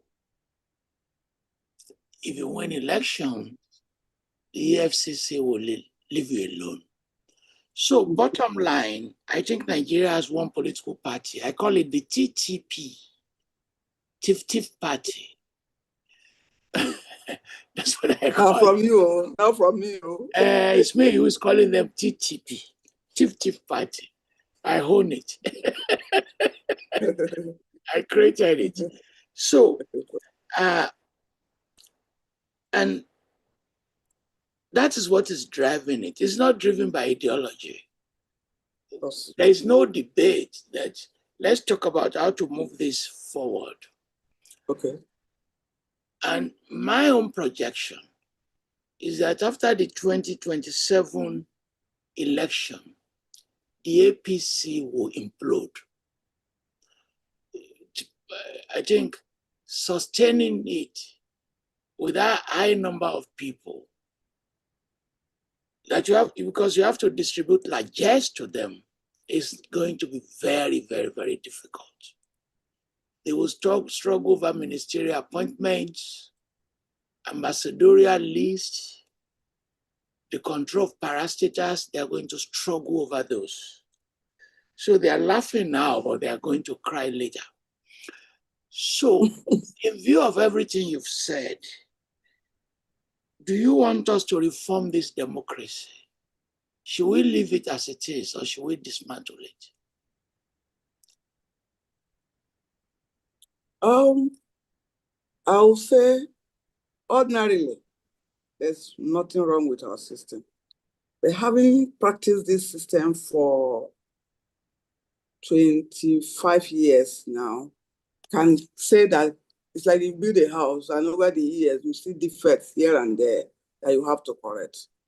Right now, as it is today, this our democracy is due for reforms. We have seen so many defects.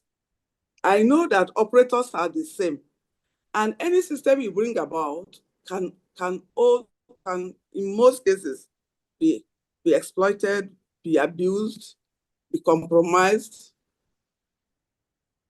But it is looking like this presidential system is not working for us. Saying that our democratic system needs to be reformed does not mean I do not want civilian government. I want civilian government that works for you and I, not a civilian government that works for just a few. At least in our election system, over the years, we have improved. Despite the complaints of the in the 2023 election, we made tremendous progress over the years. And that's why it's painful that the National Assembly is trying to truncate that effort to, again, reform the electoral system. But besides that, I like the fact that this constitution reform is long overdue, but I'm angered by the fact that we have not been able to do it. And every season, we spend a lot of money under the office of the Deputy Senate President. A lot of money. They go around, they get people to submit memorandum here and there. And at the end of the day, just jettison the whole thing. So that means it's just a running cycle. So when another set of people, when they come, they also do their own. And then when you hear what is spent on it, you'll be shocked. So, and another good example is state police, who have been on this for over the years. And we have seen the fact that with this high level of security in the land,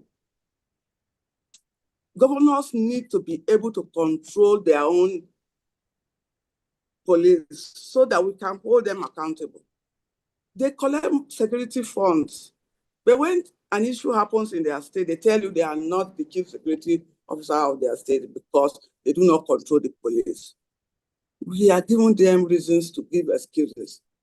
But if we reform the system and we now have every state controls their own police, of course, we know those that should be under the federal police, then we can hold these governors responsible.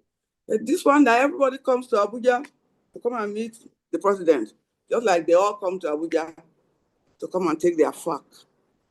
I don't think it will take us anywhere. That's why most of them do not even know how to get money how to get taxes from their citizens, or when they get the taxes, how to even use it. If you are collecting billions of naira from Abuja, why do you need to bother yourself? Because you need to think out of the box to be able to get citizens to pay taxes, and you have to account for it. Thank This you. they are not currently doing because everybody comes to Abuja to collect money. Thank you. I have so many questions for you, but Chidi has to talk now. Are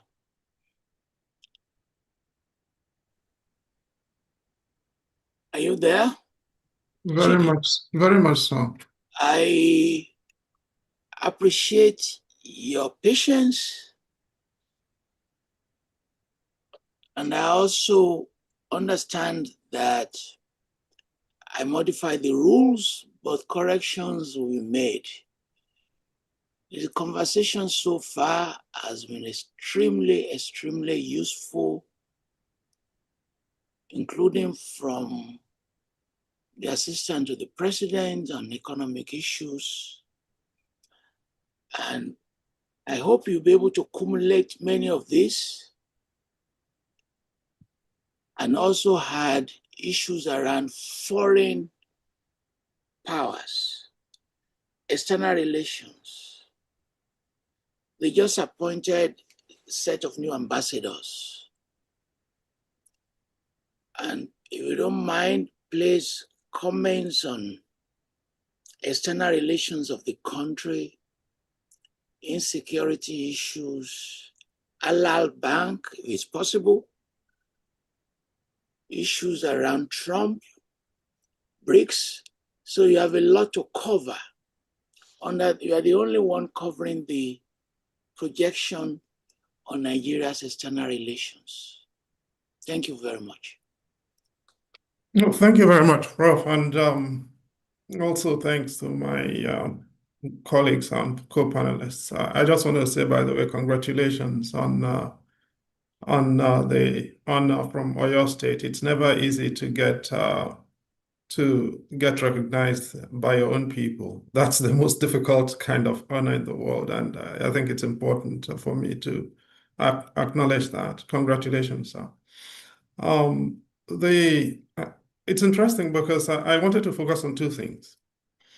One is safety and security in Nigeria, and the second is ethics in government. And I want to take my bearing from two events that have happened recently, in the past 48 hours, as a matter of fact.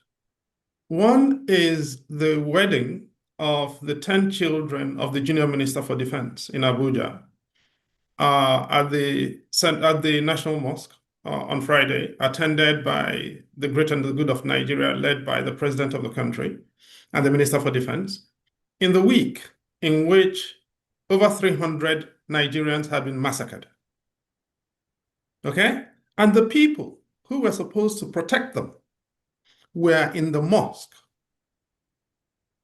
Now, to call it celebration, it actually abuses the word celebration. Mocking the dead and the victims of the massacres and their communities. And the spread, the geography of the massacres was everywhere, from Kwara State to Katsina State to you name it. It was Niger State. Many states were affected. What did the presidency say? Not much. The claim was that the president had directed the location of a battalion to Kayama. This is the Kayama of Kwara State, not the Kayama of Bayelsa State, that is, right? And that is all that happened. The party continued. The second, of course, and that will take me to my strain of thought on the issue of safety and security. The second is the remarks, again, in the last 48 hours by the wife of the president, Senator Oluremi Tinubu, worrying about the fact that Nigeria's leaders do not get much respect at home when they apparently command a heck of a lot of fate overseas. And I say congratulations to those of them who command a lot of respect overseas. But quite clearly, it seems to me she suffers conceptual confusion between leadership and occupancy of office. the fact that someone occupies an office doesn't necessarily make them a leader. Leadership comes with legitimacy. And, I listened to my brother Tope talk about our problems with revenue collection. Revenue collection is not our problem. The reason why Nigerian citizens are not willing to entrust their earnings to the Nigerian state is what we should investigate. Why is it that the Nigerian state lacks the legitimacy or the authority to be able to persuade citizens that it can actually manage that they need to take a stake in the government, and that the government will manage what they are stakeholding responsibly? That is the issue. It's not an economic issue. I think Tope misses the point with all due respect. It's a political issue. It's a matter of legitimacy of government and legitimacy of the state. Ali Mazrui theorized it in 1968 in his pretty famous article on political assassinations in Africa. And that issue has not, in post-colonial Africa, it's not changed. Political Studies Science Quarterly. The issue has not really evolved. When you rig elections, you cannot claim public respect.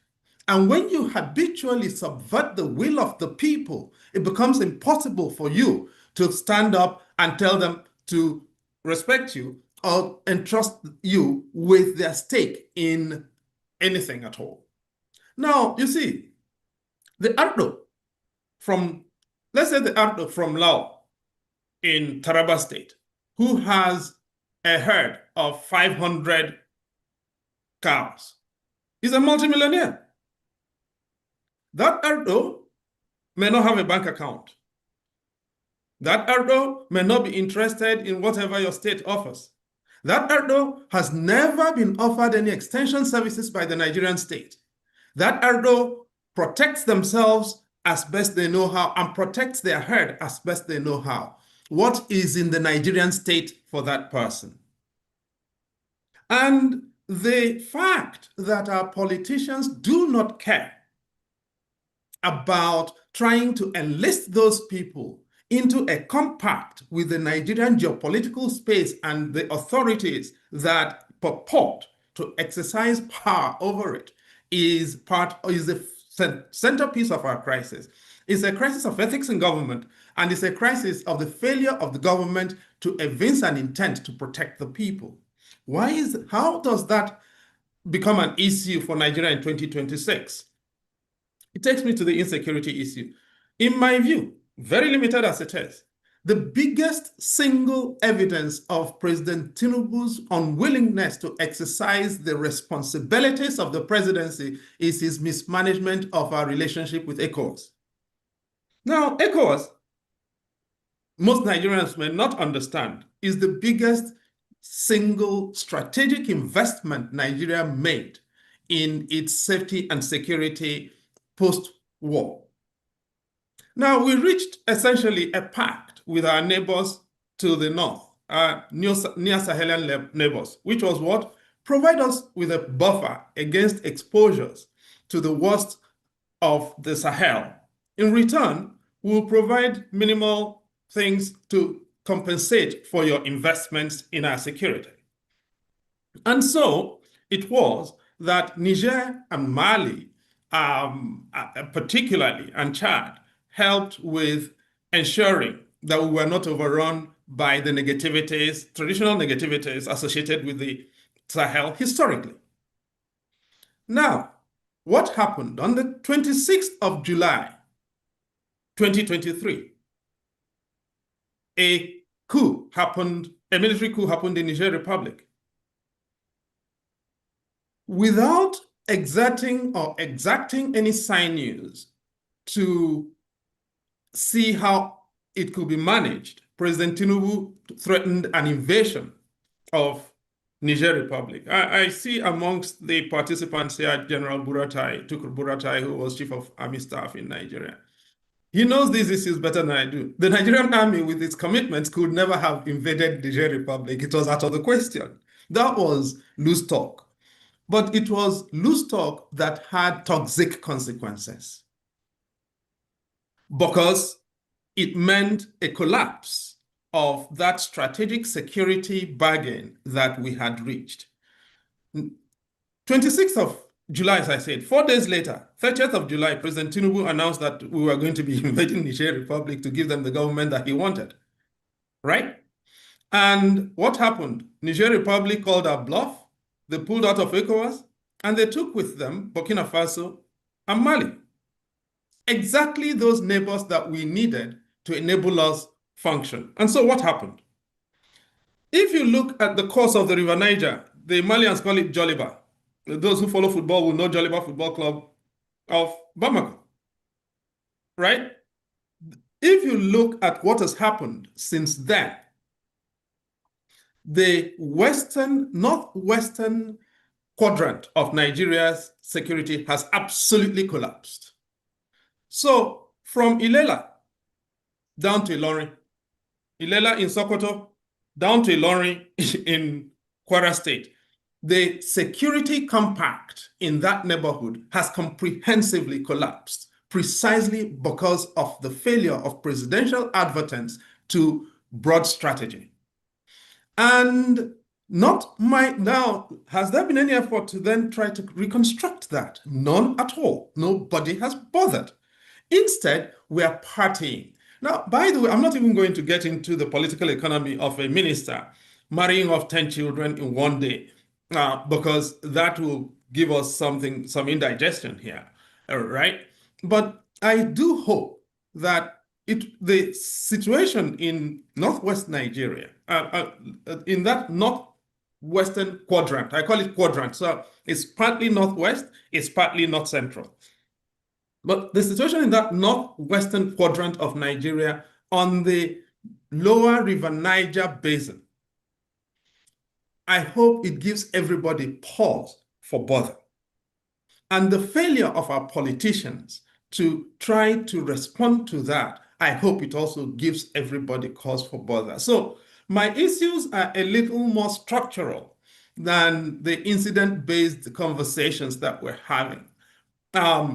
Obviously, they touch upon what the shenanigans happening in the National Assembly at the moment and what I call the coup against the people. Obviously, is an attempt to predetermine the outcome of the elections next year because, basically, with the way things are going, or if these rules that my classmate, Godswill Akpabio, is about to write are enacted, it means that results are going to be written, results will be in somebody's back pockets and they'll be announced as they go along. Essentially, that's what it's going to be. Hopefully, the people will respond. But then whether people respond, I think is up to the citizens to decide. I wish I could have as rosy a paint work as my brother Tope has now, that's all I can say. I like to write in verbs and I like to communicate in verbs, not in adjectives. And the verbs are not very promising at the moment. That's just the fact, and the verbs don't do a lot of don't advertise our leadership in great light in the country at the moment. But you can use as many verbs as you want. No, I want to yield up here because I'm sure there are questions to be asked, and I can address them as we go along. Okay. I don't want to take a lot more time. I will keep within your framework, because if I go outside of it, the questions will be many. Let me start with your entry point, that marriage. That marriage, in fact, one can argue, reflect Nigeria's demographics. Because I've been thinking after that, is there anybody from the South who can reproduce that kind of an event? Can you think of any that have 10 kids? Because there'll be more kids than those 10. Can you think of any equivalent? I hate to make it a matter between the North and the South. I'm not making it that. I'm just making it about demographics. Because I really don't have much to go on. I'd rather want to make it between the rulers of Nigeria and those whom they rule. And in that context, I do not believe that there is anyone who lives responsibly on their own resources who will be that irresponsible, with all due respect. That's fine. That's your Now, point. I do not believe that someone who relies on their own sweat would produce that amount of children in one band and marry all of them off in one day in that kind of massive public occasion. The only thing I can therefore conclude is that Governor Matawale, or Minister Matawale, who hosted that thing, has never really held any responsible job in his life. He's lived off, and when you look at his CV, I think that's self-evident. And this is really what the problem is with a lot of our leadership now. You know, I knew what Lateef Jakande did. I knew where he came from. He came from Omara in Kwara State. I know when he went to King's College. I know his schoolmates at King's College. I know where Sam Mbakwe went to school. I know what he did. I know his antecedents into power. I know what Aminu Kano did and how he got into politics. I don't know what President Tinubu did, though. I don't know what Opuzodinma did. I don't know what Rochas Okorocha did. Akpabio. I know Akpabio sat 2 seats in front of me in the law school. We were classmates in the law school. So I can account for Akpabio's trajectory from when he went to Federal Government College, Port Harcourt. I can account for him. How did he become a trillionaire? Now, I can account for Raji Fashola. You see, I know what Raji Fashola did. I know what he's returned to doing. But most of our politicians, I cannot account for. Most of these are parvenus. People with no track records, with no history. And when people do not bring any track record into public life or public service, there's a great deal of deficit to what they can deliver. And this is the point that takes me back to Mrs. Tinubu's issue about respect. How do I respect? Look, and as I wrote elsewhere this morning, you see, I cannot have any more respect for someone who has stolen the public vote into public office than I would have for Isholo Yenusi. And for the young people on this conversation, of course, Isholo Yenusi was the most notorious armed robber in the 70s, right? Is it 70s? Exactly. In the immediate post-war period, who was executed in 1971 at Bar Beach, which is now, by the way, a huge estate owned by August Lot, right? But that's another matter. A lot of them will not know the fun of going to Bar Beach. Eco-Atlantic. Exactly. So, Now, I cannot have any more respect for any of these people than I have for Isholo Yenusi. In many ways, I would have a little more respect for Yenusi. Number one, he was honest about his vocation. And number two, he accepted punishment for it. These days, people who do a lot worse than Yenusi did are dishonest about their vocation and control the mechanisms of accountability so they will not even be able to take punishment for what they do. What happens? They enjoy impunity. Though that's the framework that we're working with right now. And thank you for raising this issue of ethnic and bringing this major example. What does that signal to society? Your example of that ceremony. What does this signal? What do you tell your 15-year-old child when you say, go and do your homework?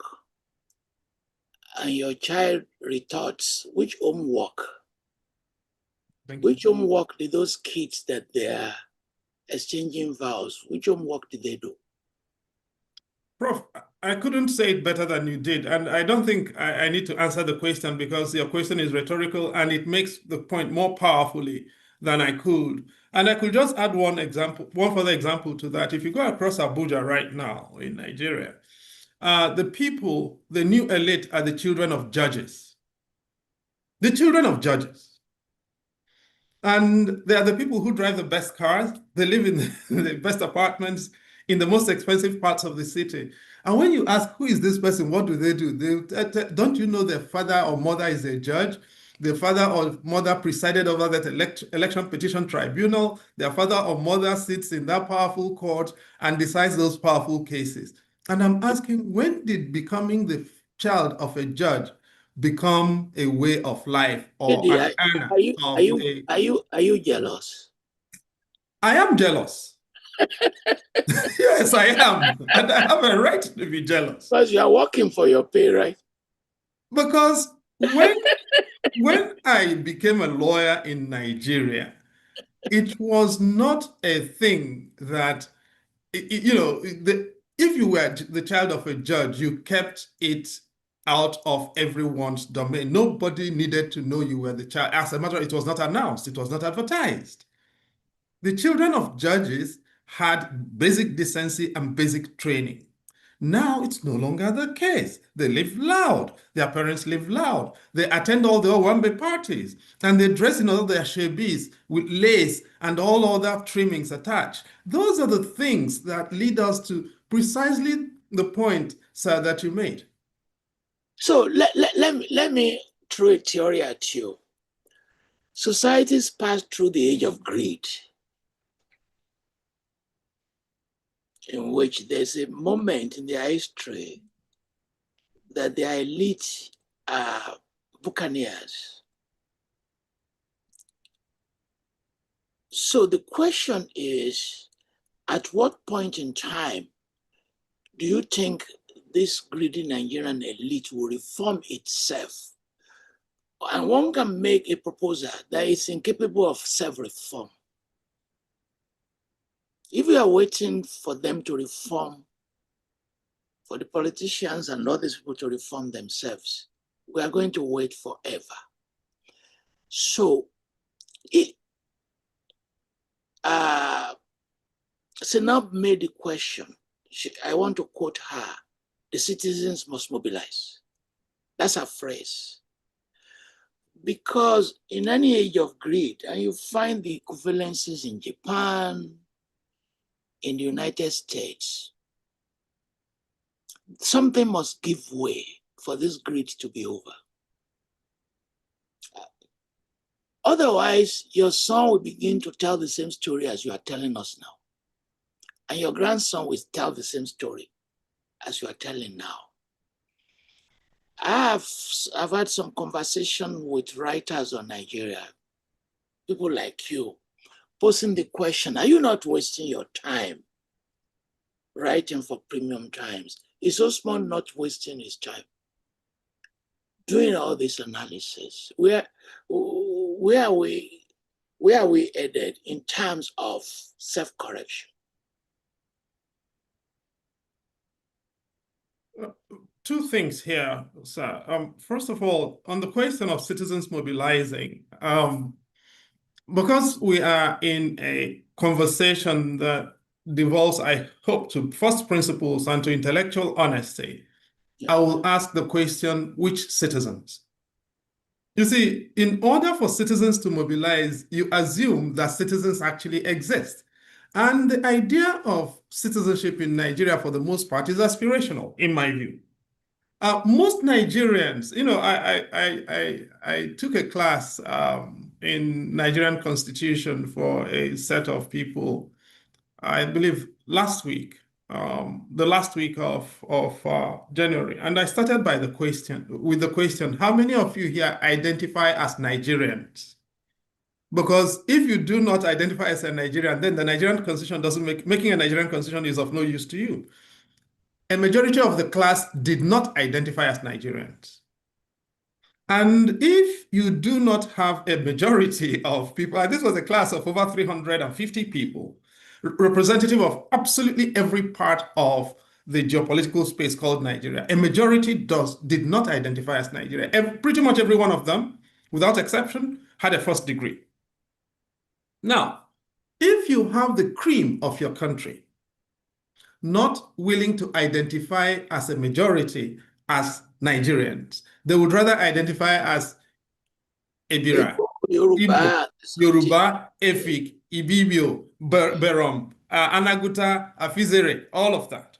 But who is a Nigerian? You'll only find them at border crossings or at immigration points overseas or at Heathrow Airport or at Chicago O'Hare.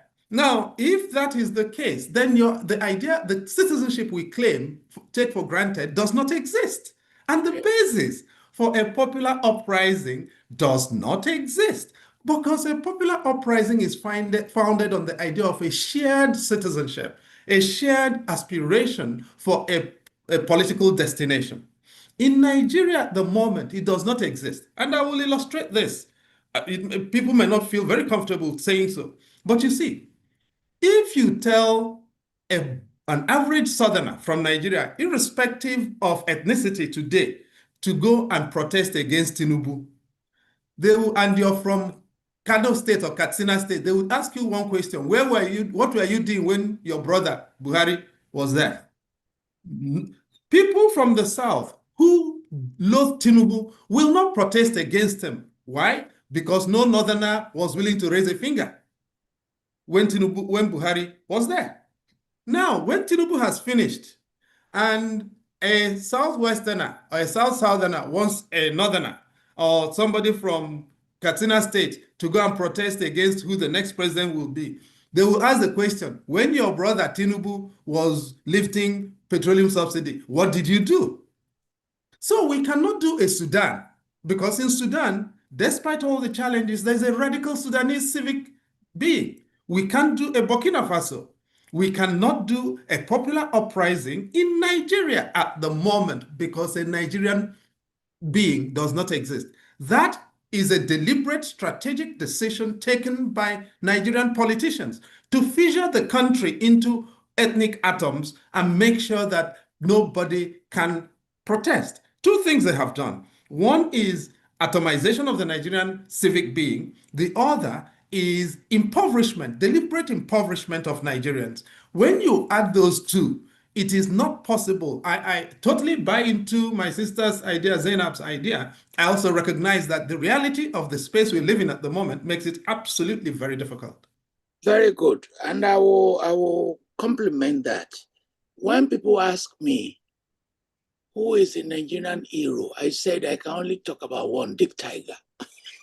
There you go. I said all the names on those currencies, if it's Dick Tiger you put there, I will understand why. Because many people will no longer remember Dick Tiger because of age difference. Well, I remember that boxing figure. Thank you. And there is a contradiction. There is no ethnic group and ethnicity in Nigeria that have not been to or have friends there. All of them. This December, I spent my time at Akwa Ibom, traveling all the states. Sokoto, I've been there. The university even gave me an honorary doctorate. All ethnic groups, right? They do two things. They see themselves as very successful. Igbo people see themselves as successful. Yoruba people see themselves as successful. And second, their limitations, as they identify them, are blamed on others. They don't blame it on themselves. And then they will say the other groups are more united than them. That's very common. If you talk to a Yoruba, I will say the Igbo are very united. If I go to Enugu, the Igbo will tell me the Yoruba are more united. So, how can the components be doing well? The very components. And if you extend these arguments, the families are doing incredibly well. There's poverty, yes, but they attend convocation ceremonies as you are a chancellor, chairman of council. They eat their jollof rice. They dress very well. They bless their kids. So why are families doing well? Religious organizations doing well? Ethnicities doing well? But the umbrella that is called Nigeria is not doing well. It gets us In other back words, it to, doesn't cumulate, it doesn't aggregate. That's what I'm trying to push you. but precisely the point. And it gets us back to that original scene of the post-colonial state in Africa, which is the twin issues of state legitimacy and ruler legitimacy. Now, the post-colonial state needed to earn its place in the hearts of its populations within its borders, because the colonial obeisance to that territory was not voluntary. In Nigeria, that could have been done through leadership working its way back to establish a social contract. That's not happened. Instead, it's predatory leadership. With profound respect to, and when Tope was a party proprietor, because Tope is a proprietor of a political party in Nigeria. When he was a party proprietor, he believed in what I'm telling you now. And he's here to defend himself. So yeah. Now, Tope did lead a political party, which he registered to his credit. Now, the point is this. We are in a situation where leadership legitimacy has been undermined by people who have responsibility to create it. And I'll give you, there are numbers we can trade in here. But in 2007, 85.36% of all the offices decided in that election were decided by judges, decided in tribunals. Why? Starting with the presidential election, Maurice Iwu was given a result to go and announce. In Nigeria, you cannot announce legitimate, lawful election results until presidential election, until you have collated at least 24 states as a matter of constitutional prescription. In 2007, the 12 states had been collated. Ondo State was the 13th state being collated when Maurice Iwu went and announced results. No counting was done. Until date, you will not find anywhere in Nigeria, in the records of INEC, where they give you the counts for each of the states in the presidential election in 2007, because it did not happen. By 2011, we had walked our way from 85.36% to 54% being decided by the courts. The most legitimate election was in 2015, where 44.5% of the elections were decided in the courts. Thereafter, with 4 years, and mind you, in 2010, in 2011, Atahiru Jega had 10 months to organize the elections. With 4 years to organize the elections between 2015 and 2019, the immediate past chair of INEC, who is now an ambassador, walked us from 44% to 56% of the elections decided by the courts. And with nearly 10 years of experience behind him, by 2023, the INEC chairman had walked us from 54% to 56% in 2015 to 81% of the elections decided by the court in 2023. If you are deciding over 81% of your elections in the courts, your rulers do not have legitimacy. They lack authority. They lack the mandate of the people. And if the judges are the people who must vote as to who becomes your rulers or not, the last person will close the door and turn off the lights. And this is why I talk about coming back to you. People are not hopeful because there is no connect between them and the people who are taking decisions on their behalf. You go to Imo State, no matter what Hope Uzodinma does, everyone from Imo State knows that he lost the election in 2019. He came forth. And the Supreme Court justices who decided to impose him on Imo State in the circumstances that I cannot discuss publicly, none of them had a vote in Imo State. None of them, I'm not even sure many of them have PVCs. And yet, and it's not just Imo State, in Zamfara State, because people think this is a party thing. No. In Zamfara State voted for an APC governor. by a vast margin. It wasn't even close. What happened? The Supreme Court decided that the votes of the citizens of Zamfara State were wasted because of a pre-election matter and imposed on them Mr. Matawale, the same man, 10 of whose children got wedded on Friday. On what basis do you want Zamfara to be peaceful? Thank you. One last question. Can we not say that anywhere you live, you're a citizen of the place? Can we not fight for that? That in any state you live, you are the citizen of that state. You're talking, well, citizenship can only be national.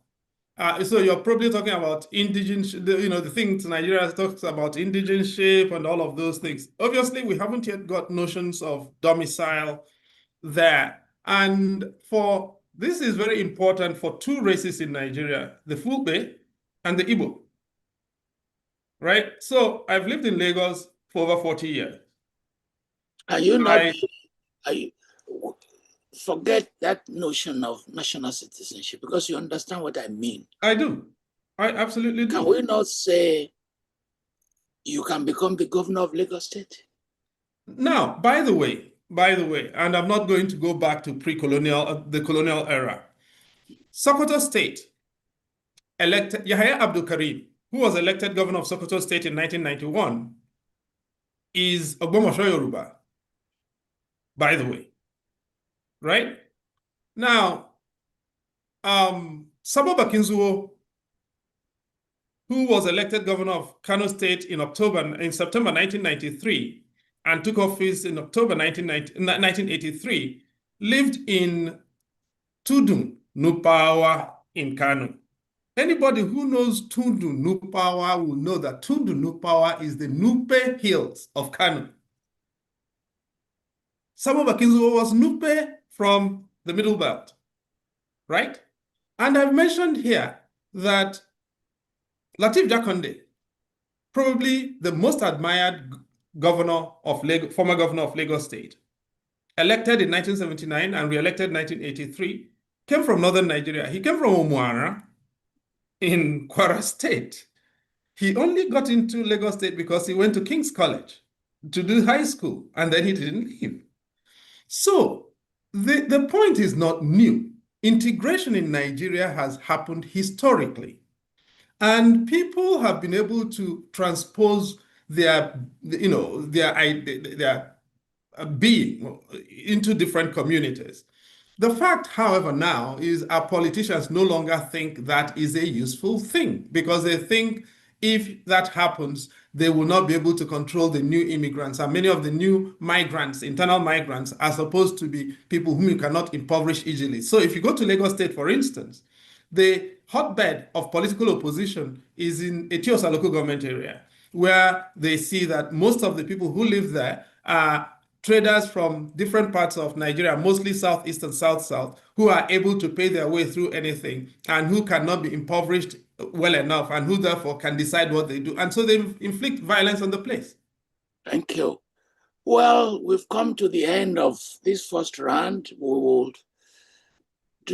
will ask members of the panel to generate controversies among themselves, and then we'll go to the audience. Oga Tope Fasua, Chidi insists that why would citizens agree to pay tax if there's no political legitimacy? And I got into trouble, serious trouble, in Addis Ababa before diplomats and delegates. And I made this argument. You trained your citizens. Prof, Yes? Yes. Can you hear me? Is your audio working? Right. Okay, we return to you. Okay. Osmund, once you're back, we'll return to you. Please, can you ask yourself questions? challenge one another. Let's spend like 15 minutes on this. What? Yeah, okay. Well, I mean, I just want to make some comments. One of the questions you posed to Hajia is the issue of if we need some constitutional amendment, because it doesn't seem like the current system is working. And, from what I understand, she feels like there's the human angle to why it's not working well, but at the same time, she's also open to some amendments.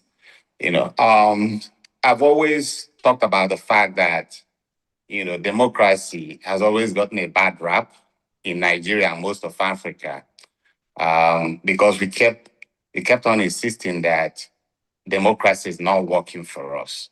But I guess the bigger question which we have to really examine is, are we really practicing democracy in Africa? Because you cannot practice something on the bridge and then turn around to say that what you have not really experienced is not working. Yeah. For example, when we're talking about Professor Odinkalu wrote about what's the title of the book? Selecto what? Electocracy. Exactly. So, which is basically the idea that the judges are now deciding.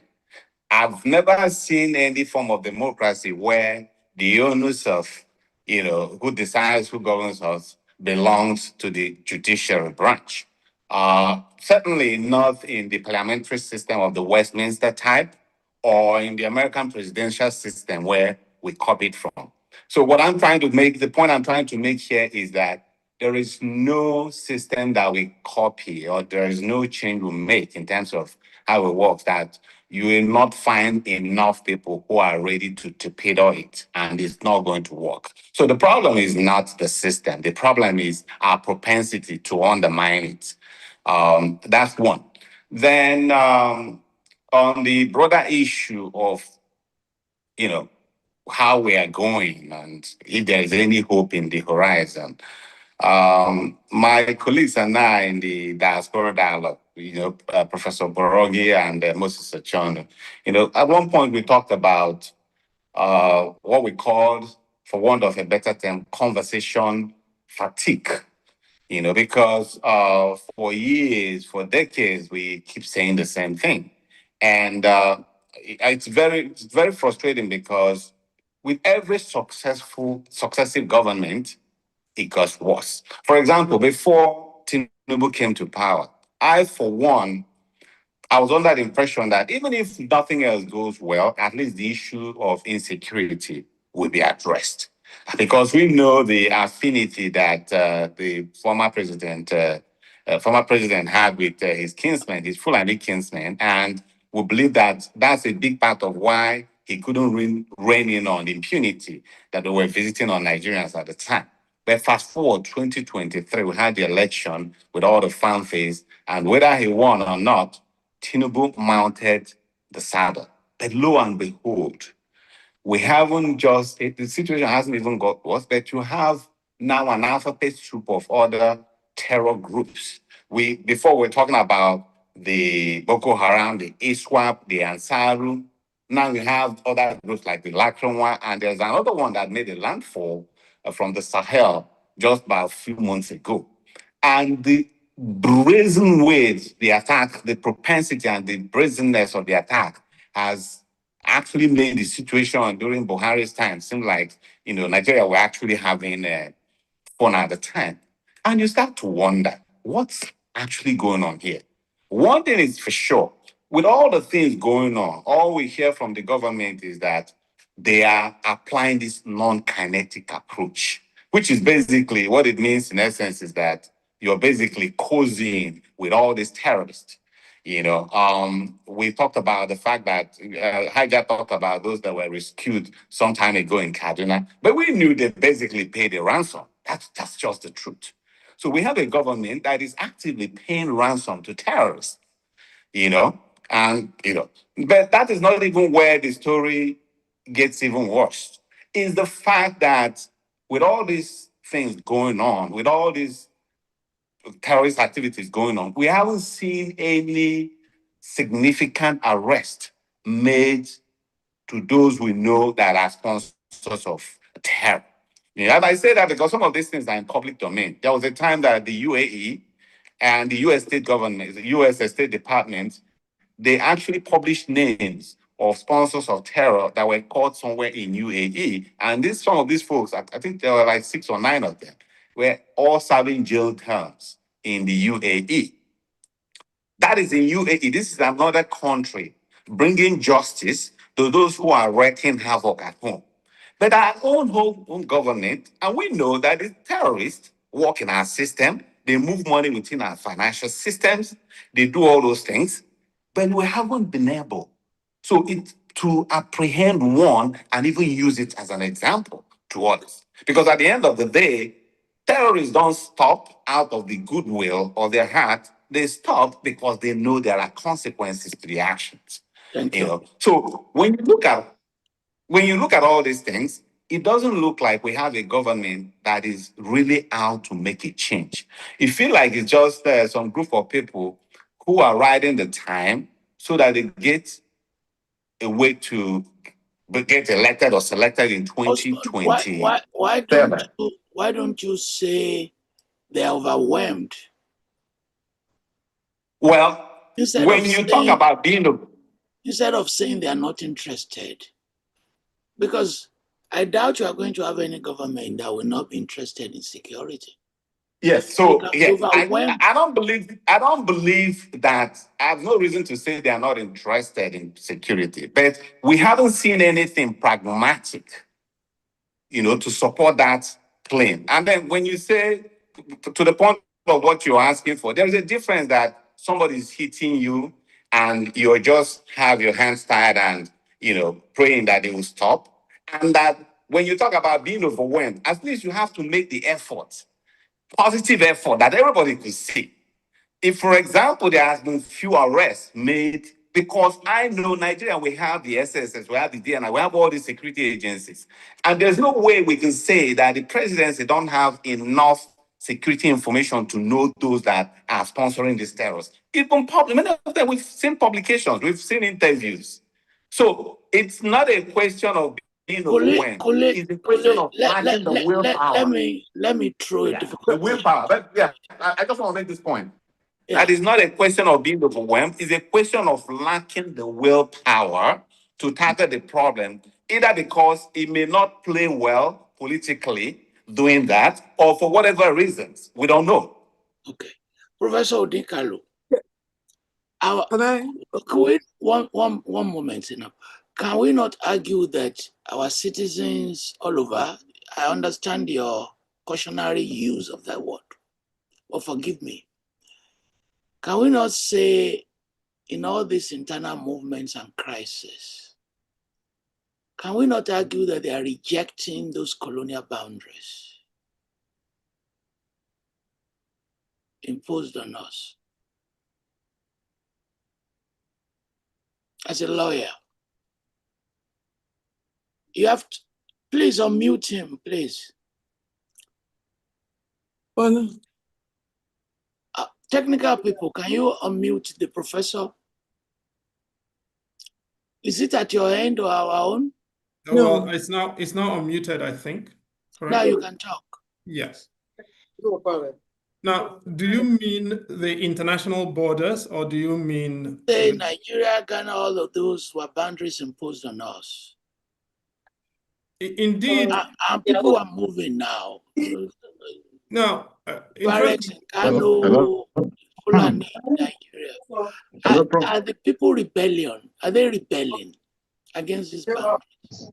Look, borders are not unusual. Borders and orders are not unusual in life. Every one of us, I believe, comes from a community in which we have land. And every family's piece of land is demarcated by a border, right? Now, but there are only two issues, therefore, by whom demarcated and whether those borders are accepted or not. Now, and they are related. If it is if the authority to demarcate the borders or set the borders is accepted, it is more likely that the borders will be agreeable. Now, the colonial borders, it's 141 years since Berlin Conference settled it. Actually, this month, February 26th, makes it 141 years since the Berlin Conference, the final act of Berlin in 1885. Now, if you look at post-colonial borders, and by the way, there is no country in the world that descended from heaven. Every country is artificial. Essentially, even islands in many ways are artificial. And as we speak, Africa is an island because of the Suez, by the way, which was not always there until 1869. So, islands countries, territories are naturally artificial. It's political authority and then cognition or legitimation, popular legitimation based on that makes it real. And you can, because unfortunately I did my PhD work on regional integration in Africa, and it started with borders. And so it's a subject matter I can dwell on. The thing, though, is not about a matter of rejection. It's a matter of how you dynamize those borders, what use you make of them.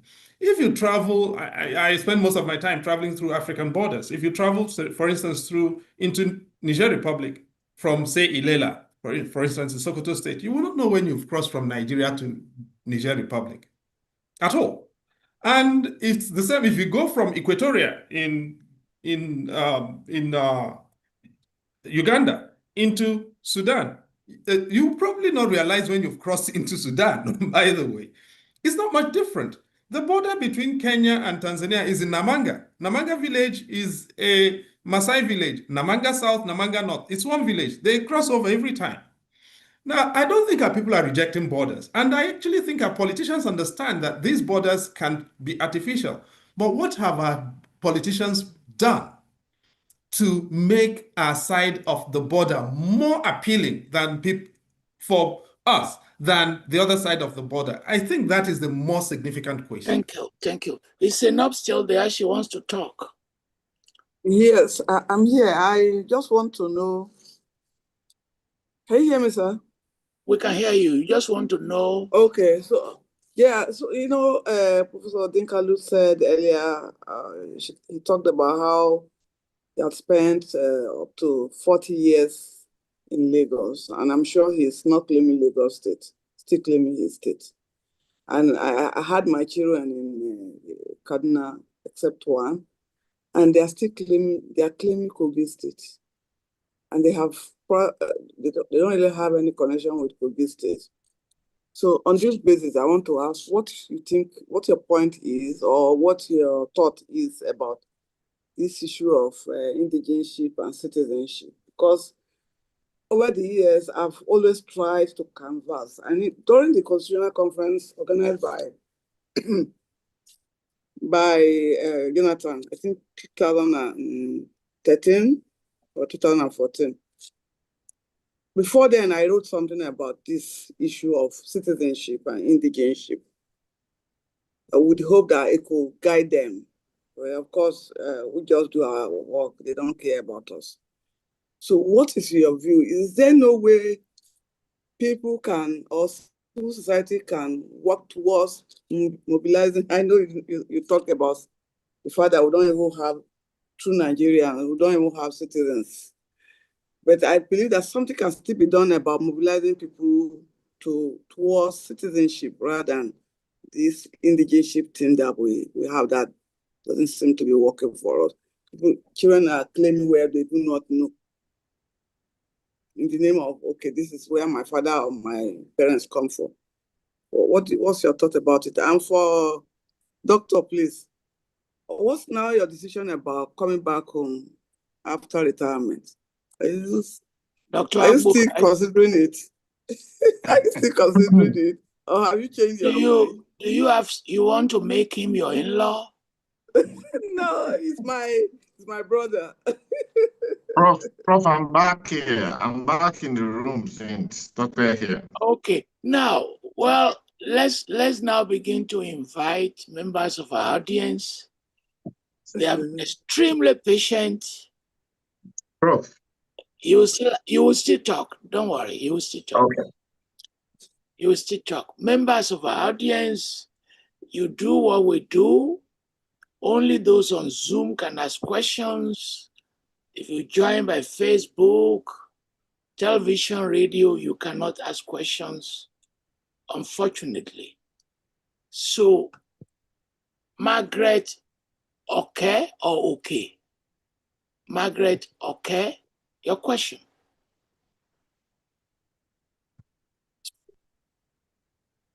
Go ahead, please. Margaret, okay? I can see you. Please ask your question. Please spotlight her. Go ahead. Okay, Go sir. ahead. Yes, Go sir. ahead. Thank you very much, sir. Sir, first of all, I would like to ask how we can get the transcripts of the session, because I always say 2 that. minutes after this is over, we release the transcript to the entire world. So how can we get it?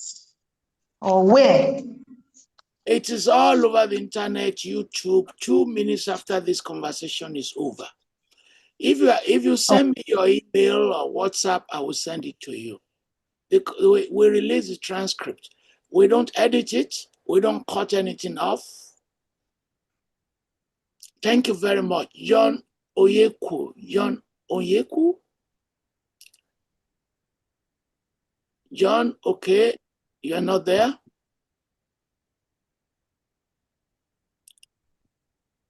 Temitope Fagunwa. Temitope Fagunwa. We have many people who want to ask questions. Once you don't answer, we move on to another person. Yes, go ahead, Temitope Fagunwa. Yes, sir. Go ahead. Prof, can I be heard? Yes, we can hear you. Firstly, I would like to react to Mr. Tope's position on the development. Development. Let me say that development is not just historically constructed. Underdevelopment is also historically constructed.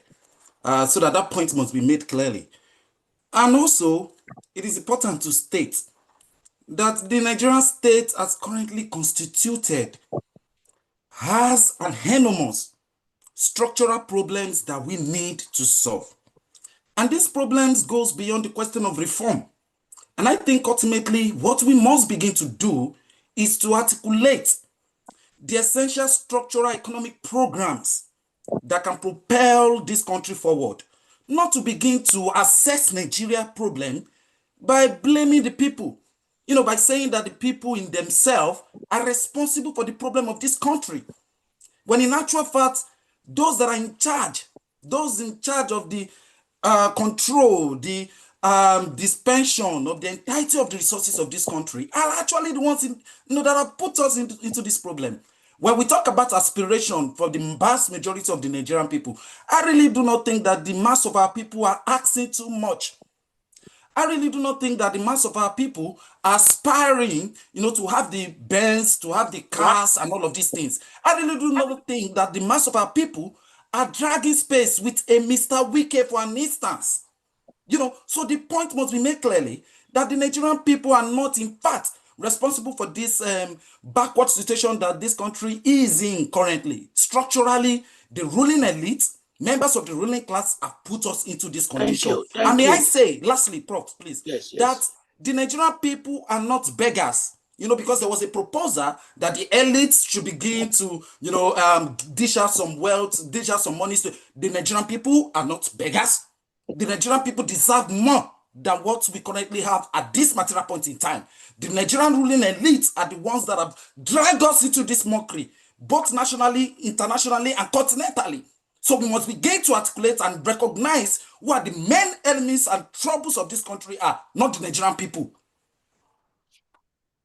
Thank you. I'm very grateful. Professor Godwin Sogolo, I recognize you. I'm grateful. You're always attending all this from National University of Nigeria, Abuja, retired professor of philosophy. Thank you very much. I always am really grateful that you always ask me to contribute. in January, to be precise, on January 4th, I was 80, meaning that, if you talk about, historically, if you talk about Nigeria, I've seen a lot of it through the military days till now. So in a way, I can speak from experience. And having listened to our 4 presenters, first of all, I want to say that it's a nice thing that you've given an opportunity for somebody in government to say something. I truly appreciate that, because that's a refreshing thing. It's not all criticism. Let somebody tell us what exactly is happening. But I am depressed. I'm sorry to say that. Depressed because Fasua, I think that's his name, seem to, rather than to say things are improving, which is really what he ought to do. He's a spokesman of government, and he should say things are improving, whether or not they are improving. But no. Why do you want him to say whether or not? Because that's what he's paid to do. But So what are you criticizing him for, Professor? No, okay. What I'm criticizing him for is that what he's saying is not true. Which one? What is he saying? That things are not improving. Is that what he said? He said things are improving. I say yes, it is not. That's what he ought to say, because that's what he's paid to do. But he's wrong, because things are not improving. You don't agree with him. Yeah. That's what you are saying. You don't agree with him. I don't agree with him. Okay, because things are not. Yeah, the other 3 presenters have shown clearly that things are not improving. That's what I'm saying. Okay. Yes. Then the point I really want to make is this. That is saying something that's depressing, even to us as Nigerians, because it's trying to say that we are responsible for the challenges, which I consider to be unfortunate. You see, the government should allow people cry out if they are in distress. Government should not try to, rub it on people by telling them that they have no right to cry. That's all I want to say. He didn't say that. Oh, he said it is depressing to use the words such as horrendous. I heard him say that. To describe Nigeria, I insist, actually. Okay, thank you. Thank you, Professor. He will defend himself. Yeah. Mrs. Kemi Sheriki, please write down all these questions and comments. We are not answering them one-on-one. If we do one-on-one, we won't leave here till tomorrow. Ms. Kemi Sheriki, are you there? Please go ahead, ma. Please go ahead.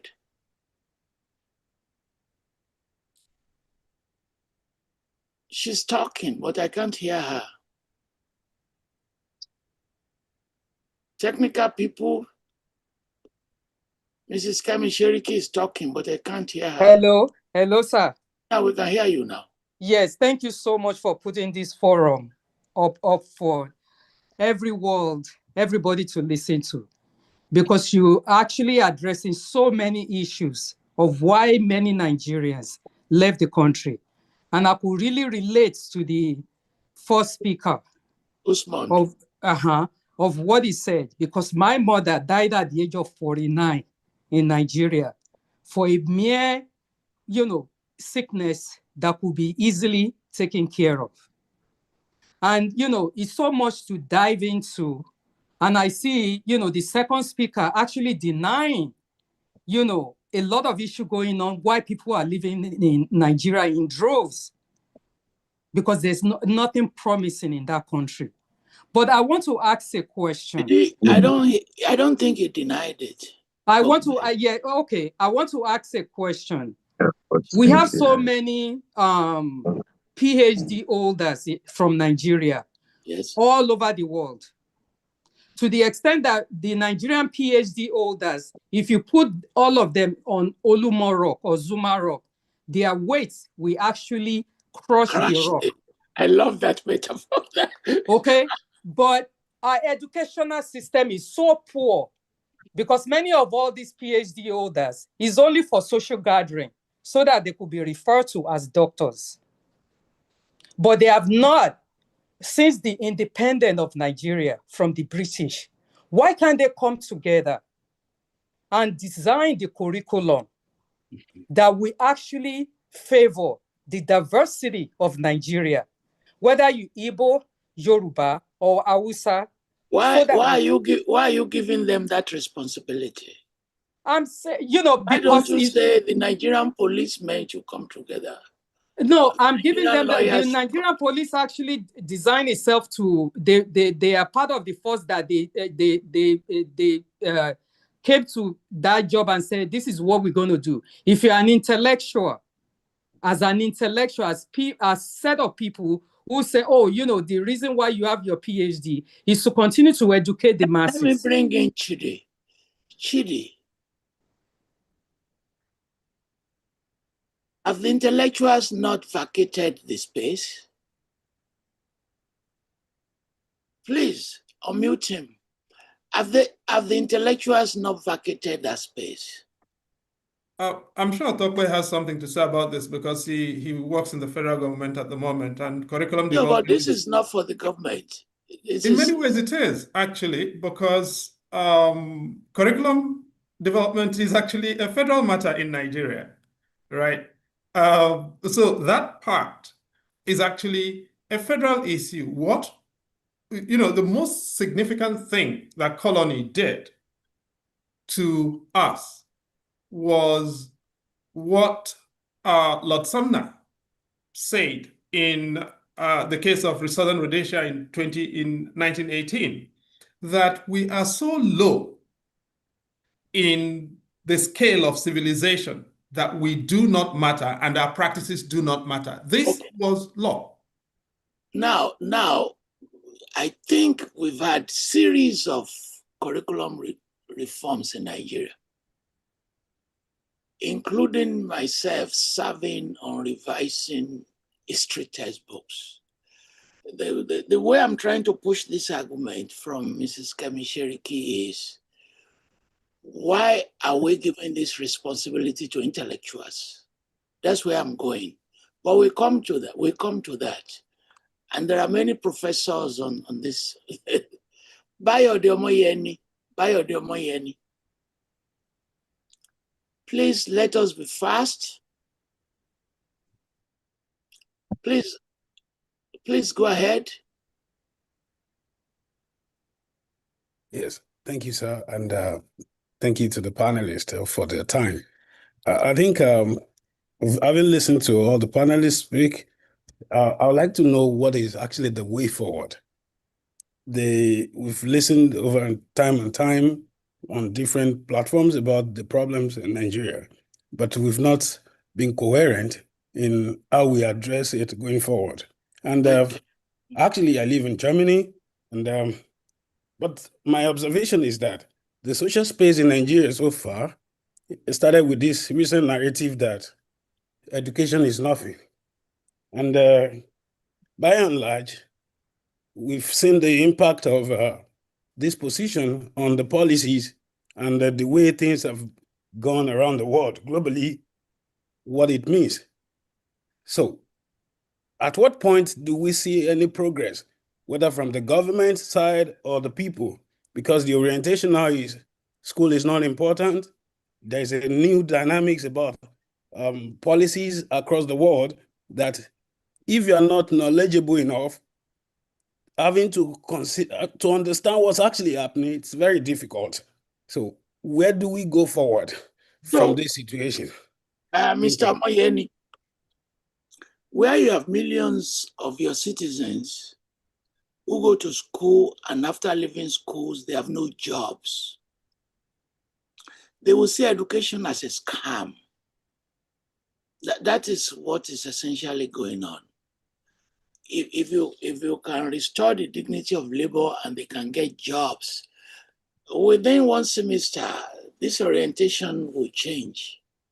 Gloria Michael Ball.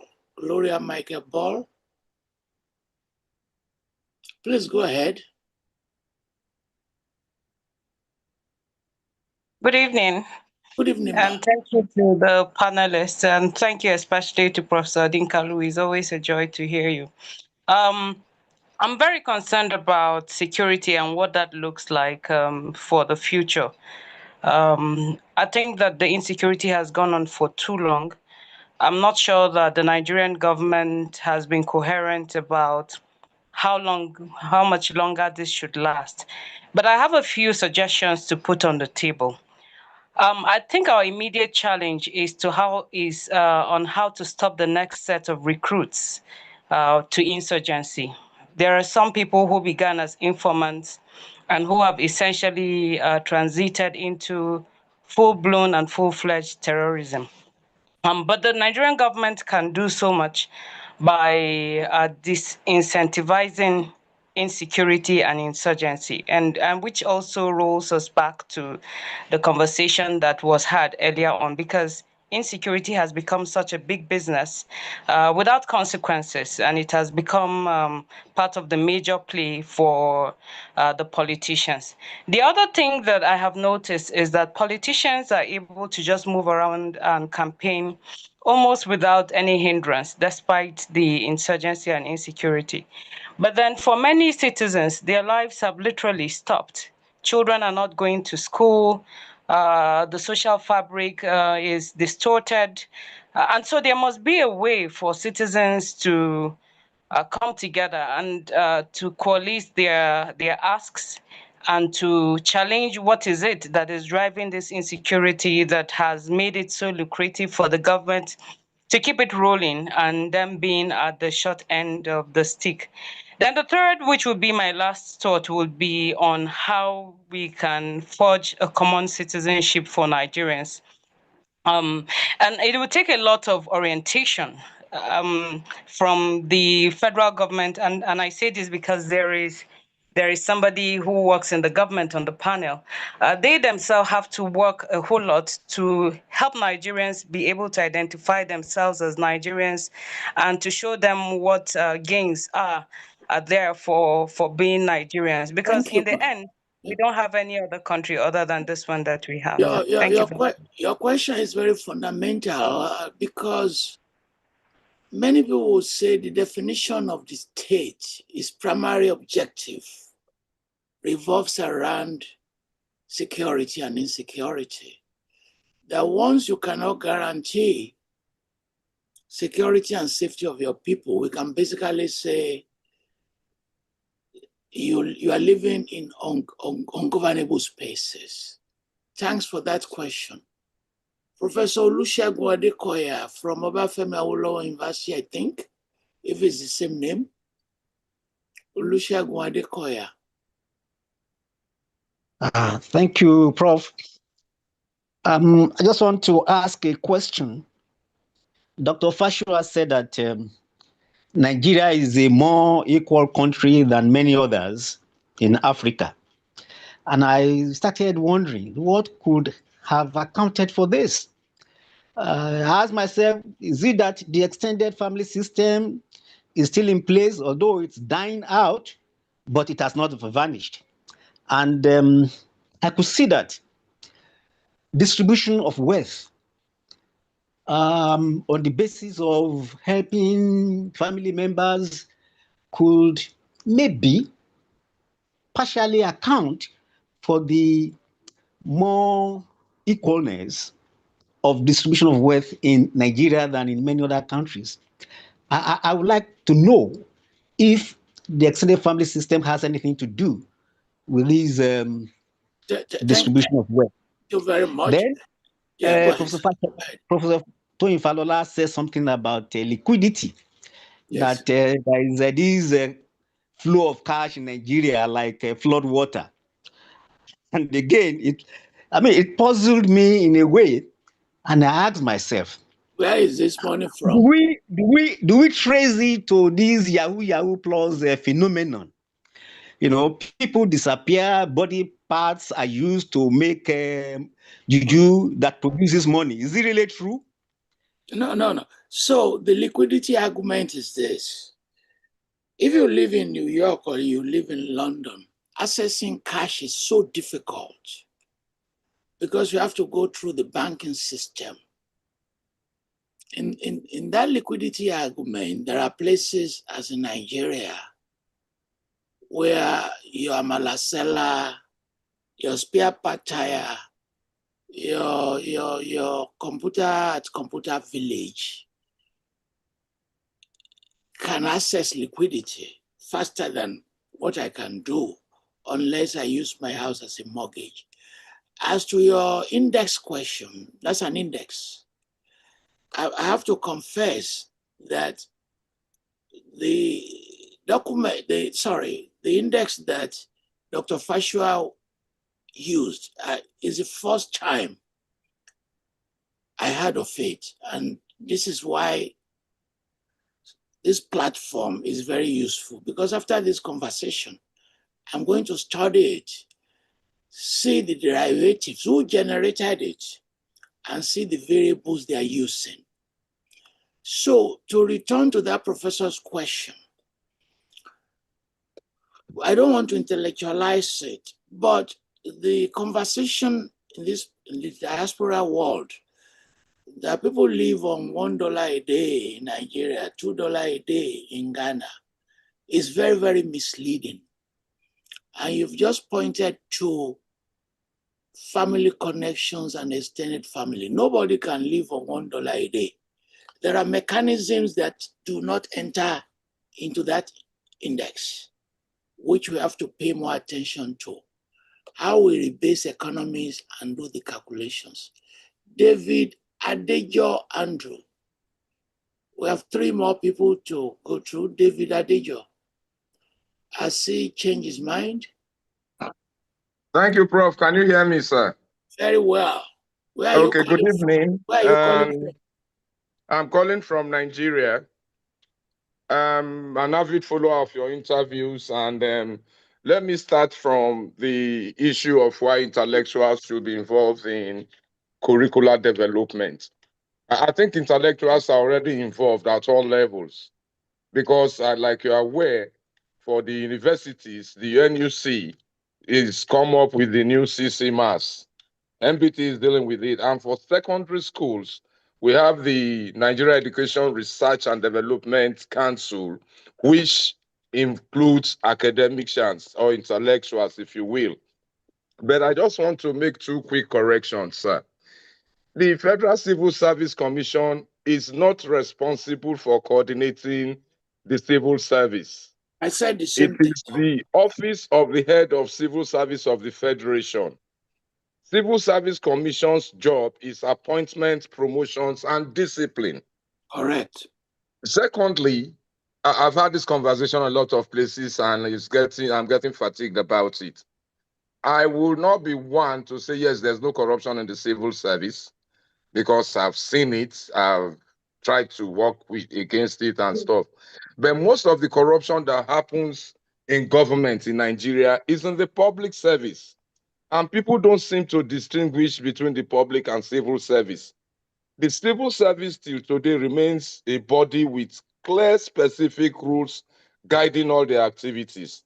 But the public service in the country is a place where any agency, parastatal or commission comes up with an act, and the act gives it all the power to kill human being and block an elephant in a box. And civil servants are hand tied when you have somebody throwing an act at you that you, as the head of administration in the ministry, cannot do anything, but it can only relate with the political head, who is the minister. When next you go to Abuja, I just want to give you small data. So do what, sir? When next you go to Abuja, collect all this information on the school fees in private, primary, secondary, and university, and relate it to people's salary. And you will see. I can tell you that straight off, Prof. Go ahead. You should pose the question. I Where had did they worked in get the the money? Where did they I had get the worked in money the to pay Federal those? Ministry of Education, sir. Yes. Except if you went, because I know what your data might want to do is Yes. to see the fact that school fees being paid are so disproportionate that So the salary. to the salary that people earning legitimate salary can barely afford to even send their children to school. Yeah. Except for federal government colleges, which we had consistently subsidized. Thank you. That's information I can give off the cuff, but if you want the numbers. No, don't worry. Don't worry. I'm just trying to challenge you. All right, sir. Dr. Peter Wekesa, Kenyatta University, Nairobi. Peter Wekesa, Kenyatta University, Nairobi. Are you still there? Okay, I think. Yeah, Prof. Okay, I'm go ahead. there. Go ahead. Thank you very much, Prof, for putting together this very interesting conversation. I just want to go back to the issue that you raised earlier, and I find this conversation very interesting because as I sit in Nairobi, I thought this conversation was on Kenya. How experiences are shared across the African continent.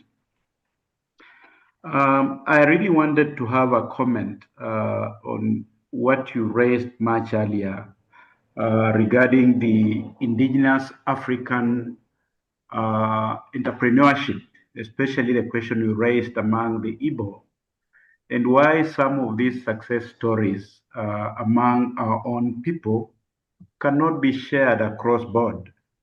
Going by the first speaker's interventions. Then secondly, I also needed to get some very general comment from any of those speakers. Recently, there has been a very useful conversation going on, of course, started off in China about what they call naked officials. These are essentially public officers whose spouses and children live abroad, and the fact that they experience some restrictions in terms of how they need to occupy positions and, of course, some sensitive offices back home in China. In a way, those conversations border on how we can build our own indigenous institutions and how we encourage the best and those who believe in our institutions to take charge. So I really wanted a few responses based on those two conversations. Thank you very much, Prof. Thank you. Simon Mary, Professor of Philosophy, I think. Simon Mary. Can you hear me? Yes, very well. Thank you very much. I have two quick comments and then a question for Dr. Fasua. I think the crisis, first of all, Chidi was talking about he doesn't want to go too much into the colonial context. I think that would be a problematic if we do not take seriously what the colonial project crafted Nigeria to be. It's meant to be a failed state. It's not meant to work well. So everything everyone is talking, I love what the last speaker said about Kenya. It's similar. It's everywhere across the board. The social identity, the negotiation of identity is a crisis. You cannot really get a national identity because tribal identities are calcified and they're intended to be that way. So we need to, I really think we need to go into social psychology to correct that in the country. The second point I'm thinking about, we're talking about curriculum. Yes, as you rightly said, many of us Nigerians are educated people. We are proud of that globally. But our education in Nigeria has not been decolonized. And so we are not asking the question, how do we educate for the flourishing of a nation? We are rather asking ourselves, how do we educate to gain titles? We're still using the colonial educational system. Until we flip that and decolonize it, I don't think we'll get anywhere. Now, the question I'm really interested in Dr. Fasua, when you were talking, I'm not trying to minimize what you said. I love that you said the positive side because traumatized people sometimes can focus so much on the negative. But I was also conscious asking myself, are you not also socially blind in this your engagement, your analysis? Because where you are, and I'm challenging you as a sociologist, because that's where you can't use, you anchored yourself. The Nigeria you described was the Nigeria that functions, was a Nigeria where people succeed and flourish. But the Nigeria that I also know very well, because Nigeria is part of my research area, is a Nigeria that most people are dying of starvation. Many people are dying of starvation. Many people are homeless. Many people's children are dying just because they can't have 1,000 naira to be able to send them to a hospital. So that said, since you're an economic advisor to the government, I'm asking you, what structures do you have in place, or is your Tinubu's government thinking of to have a baseline safety net for Nigerians? Like Professor Falola rightly said, the state is not supposed to make you rich, but the role of the state is to protect the citizens so that they don't fall into below the poverty line. So I'm curious to know what strategies are in place. Not just this fluffy stuff you were talking about. Thank you. Professor, hold on. Are you saying there's no development on the agenda of the state? No, that's not what I'm saying. I am saying, which one? Is it my question you are asking about, or is your it comment? Your comment. No, yeah, I am saying that the state itself, the nation state that is crafted within the colonial project, is intended to produce these pathologies that we have all been hearing. So as an extension, are you saying there's no development on the agenda of the post-colonial state? Oh, I am saying that, no, don't get me wrong. There is attempted development, but it is always flawed or dragged back. It's not going progressively as it ought to go, because most post-colonial states in Africa have not done the social healing from the colonial traumas of that hold the continent captive. So tribalism is intended to slow down progress, and is still playing itself out in most of the post-colonial realities called Africa. My reading, because those who follow me, you know I'm going to write a series of essays on this program, because there are two tensions going on here. The concept of an irrelevant state, that's Zainab's argument, and the concept of growth and the relevant state, that's Fasua's argument. And your contribution is, how do we now reconcile this? Finally, I will call you again, John Onyeku. John, I called you before. Very good. How are you, sir? It was good. Thank you very much. Where are you calling from? From Abuja, the main center. So go and greet Fasua after this conversation. I should. I've had cause to weigh into. Go and knock some acha. I've had cause to weigh into a conversation he had with Professor Moses Achalon on my column some time ago. But that's for another conversation when we get to meet. So my take is that the problem we have in Nigeria is fundamentally complex and wicked. How we solve it, I do not understand how we go about it. There's no one silver bullet that will solve our problem. One, we don't pay attention to merit. We talk about, this is just a side talk to my question, we talk about many PhDs, but the qualification to be a government official in Nigeria is actually that you attended secondary school. In fact, that you passed primary school. That is the qualification to be president of Nigeria. So the guy who wedded 10 children in one day without means, he didn't have that kind of education. So we need to do something about it. So the Sardauna did not have a university degree. Yeah, but we need to do something about it. It was the best governor that the Northern Nigeria ever produced. Times have changed, Prof. A lot has changed. Jonathan has a PhD. Yes. Jonathan what happened? He wasn't ready for the Nigerian environment. He was meant to snatch. He was meant to be mean and angry with the system. He was meant to undermine the system, but he still thought that the system would work. And that is the problem with Nigeria.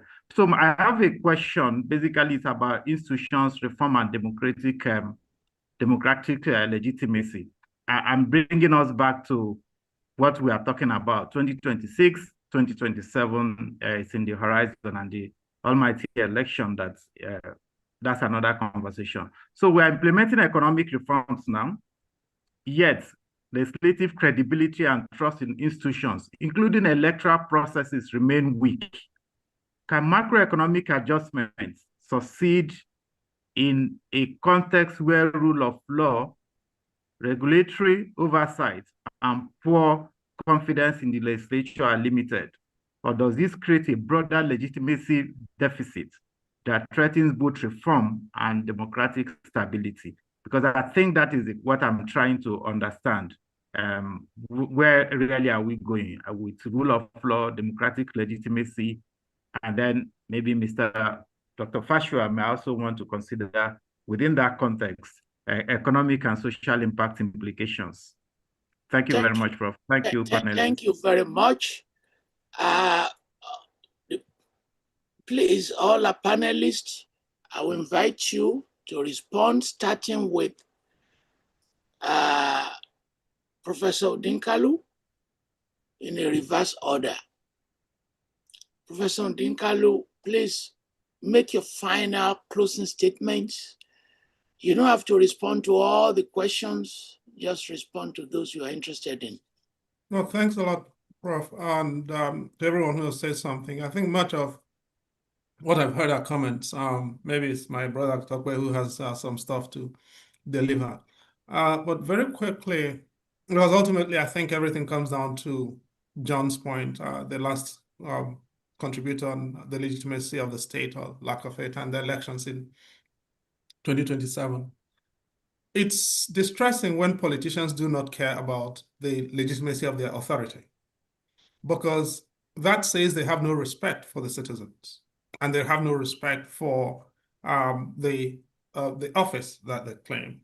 And unless and until we're able to restore a modicum of balance between access to office and the source of legitimacy for getting there, I think Nigeria is going to continue to be troubled and probably going to continue to spiral.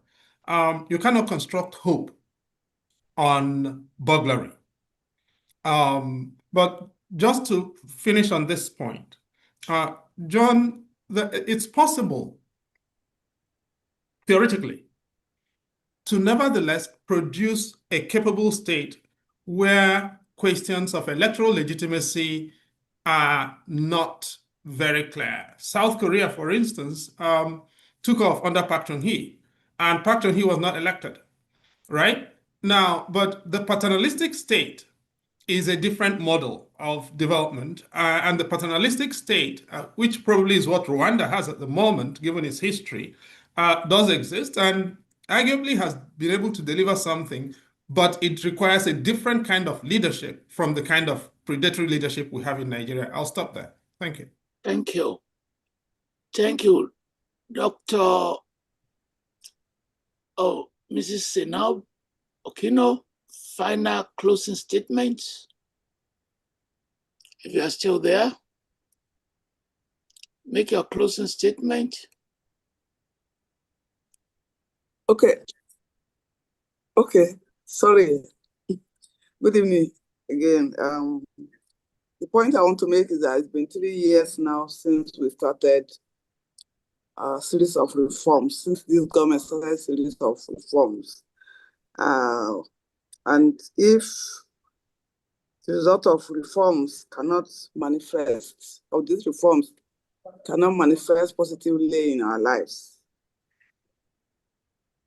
it means that it's not working, and that shouldn't surprise us because there was never any articulated plan for it to work anyway. And if you cannot guarantee prosperity for at least half of the citizens, and there's still no social safety net for Nigerians, and we cannot even guarantee our own security. Our security is not guaranteed. No talk of food security, which is even more important than so many other things that we've been discussing about. Because there's no security in the country, farmers cannot access their farms. And as such, even food security is endangered. I think the government should work back on some of the things that they started and begin to do other things that may serve us very well. And then on the issue of citizenship that I spoke about earlier, I'm very passionate about it. And I still hope that we can come back to it some other day. They asked for defections. Well, let us hope and pray that it will lead to something good for all of us, assuming all of us are now in one party. We now have one party state. Thank you very much, Dr. Tope Fasua. Dr. Tope Fasua, there is some intervention coming from your living room. We can see television. Please unmute him. Ask, it's from your end. Yes, sir. Prof, yes. No intervention from my end. It's just I've been waiting to make my comments. But Prof, I have quite a few things to respond to. Go ahead. So I hope I'll be able to get through most of them. You have all the time. Yes, sir. So essentially, I want to say that, you know, the reason why I come for some of this discussion is that I think it's more dangerous when no one from government comes out. Nobody is explaining government position. No government is perfect. Nigeria's problem is not starting one day, won't end in one day. No government can solve all the problems. My own perspective is to say that we're making some progress. The only discouraging thing about coming to sessions like this, you know, one gets lampooned for no reason, and sometimes even insulting words come true. It is what it is. So I will start with the last one that I heard, that most people are dying of starvation in Nigeria. That is not true. I think that goes to what Professor Falola said about the need for us to interrogate some of the indices that have been used, including the $1 or $2 a day, because in this part, it stretches, money stretches, what's called the purchasing power parity. The index that Prof said he would want to interrogate further is just called the Gini coefficient. Gini coefficient, GRNI coefficient, I think it was developed by an Italian economist, and it's very popular in the economic space. You can just Google it, Gini coefficient by country. If you Google that, you will see all the Gini coefficient for every country. The worst in the world is South Africa, actually at 0.63, followed by countries like Namibia, Zambia, Zimbabwe, and I think one of the countries in South America. Equally, America itself, US is not doing too well. But many countries in Europe are doing very well, especially the Scandinavian countries. You see 0.25, 0.24 in places like Sweden, Norway, Finland, and all of those places. So it is what it is. Please, I want people to please interrogate that further. The reason why Professor Adekoya from Unilag, I think, actually buttressed my point when he mentioned the family system. The family system is one of the reasons. Of course, in economics, we don't try to amplify a single variable. We would look at as many variables as possible that explains a phenomenon. So, for example, the family system still being intact is one of the reasons why we have that relative stability in terms of equality in Nigeria and in some parts of sub-Saharan Africa. But even more important is the development of payment systems. When I was in university and I was broke, I had to travel to go and meet an uncle to go and get some money. But today, all a student needs to do is to text a few uncles and send them very nice words in the morning, and maybe 2 or 3 uncles will send 5K or 10K. That kind of evens things out. Payment systems have developed and made life a bit easier. And Nigeria is actually the headquarters of payment system in Africa anyway. Many things, I mean, at least in sub-Saharan Africa, many things are possible here. The Gini coefficient is also something that's collated by the United Nations. So it's not a fly-by-wheel, fly-by-night kind of thing. Equally, the CIA gets involved. Also, I was, Dr. Odinkalu said, I was actually, yes, I was a political entrepreneur, like he said, even though that's not very flattering. But I did, move for the formation of a party in 2016, which culminated in me running for president in 2019. What I learned from that is just, honestly, if you ask me, what I actually learned from that is that it's incredibly difficult and expensive to run politics in Nigeria. What we did was experimental, like most other people in the space today. Extremely, extremely expensive because the people will ask you for money. Okay, so for everybody that votes, they get paid. It is what it is. But I like the intellectualism that Professor Falola brought to it to say, are we in that stage where leaders are, prone to greed and stealing and all of that? How do we evolve? My own thinking around how do we evolve from here is that I think that I mentioned something about the social media playing a part in increasing transparency in the space. I mentioned the fact that the government has had to change its position on a few things in the past. These are valid, these are empirical evidences to show that as much as you may lampoon and abuse government today in Nigeria, the government is more attentive than it was 10 years ago. There was a time that Obasanjo got away with many things in this country. There was a time he said, can my food and all of those kind of things, and who are you to invite me here?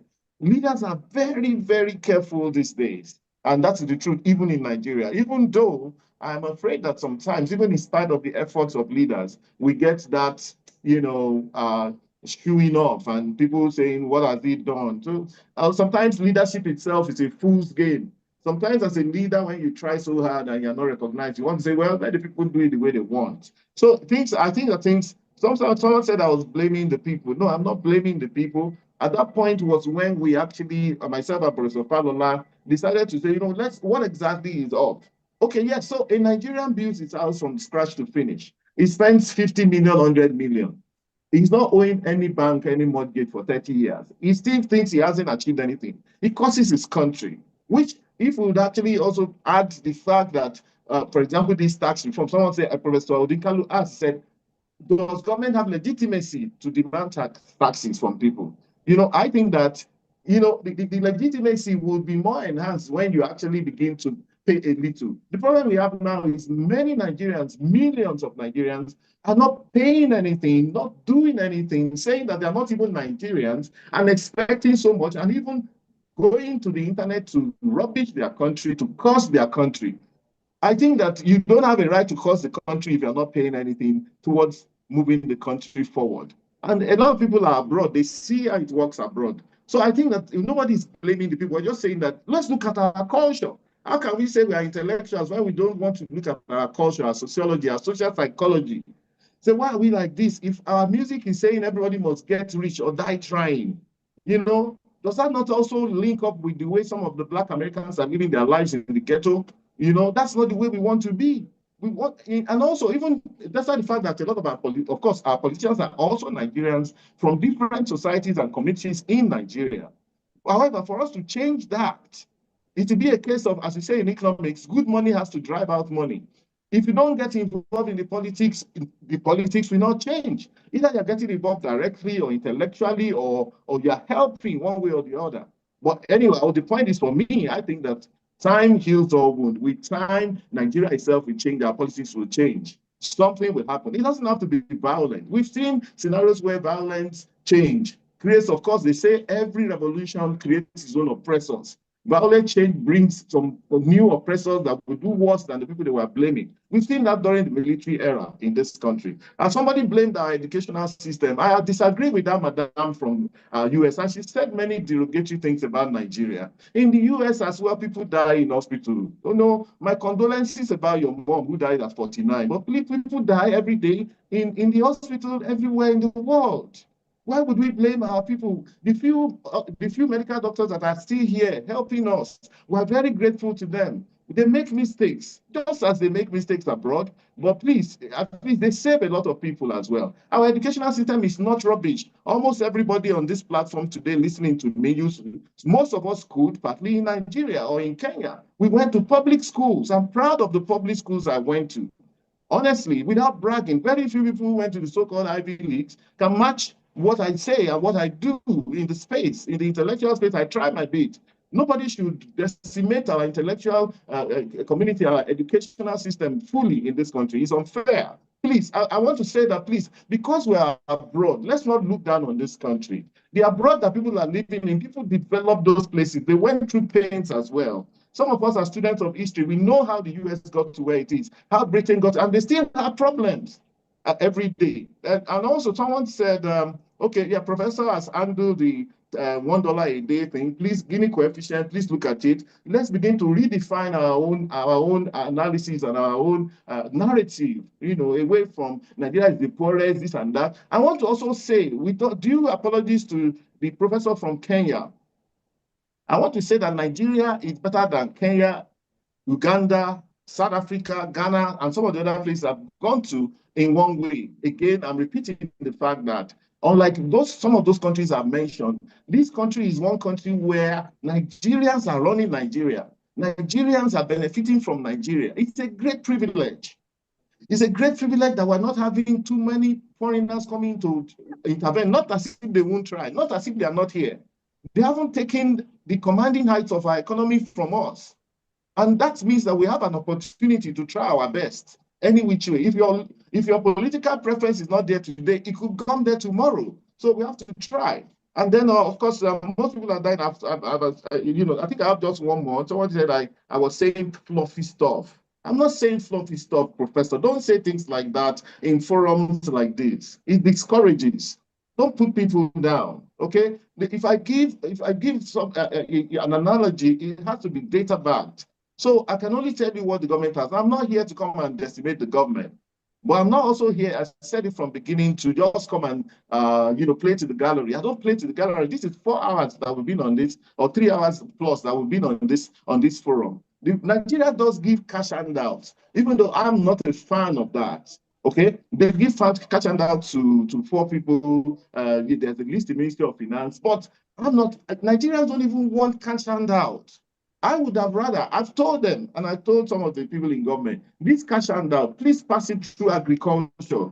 If you pass it to the Ministry of Agriculture, and we use that to expand the agri space, produce more, like they do in the US, let people have vouchers to take to supermarkets or wherever to buy food. And now people say once you can buy food, you've sorted out the problem. And I know we will get there.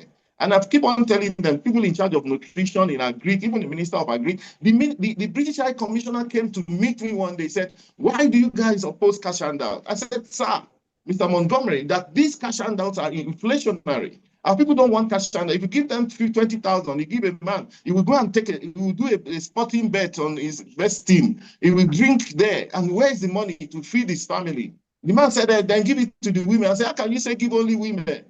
You can't just give only women. And that's what they did, unfortunately, in the US in the 60s, when they actually started the food stamp. It now became an incentive for women, especially Black women, to kick out their husbands from the house. And that is why you had an epidemic in the US where too many women were raising children that they couldn't control. And look at it. We have all the examples, you know, for us to learn from. So I'm all about total development, gentlemen and ladies. That's what we should look for. And I say that no matter how bad the situation is, there's room for improvement. I remember that there's a dreadlock guy that said a lot of things. We're not blaming the people, but look, we are talking about responsibility. Everybody must take some responsibility, including the people, including the poor people.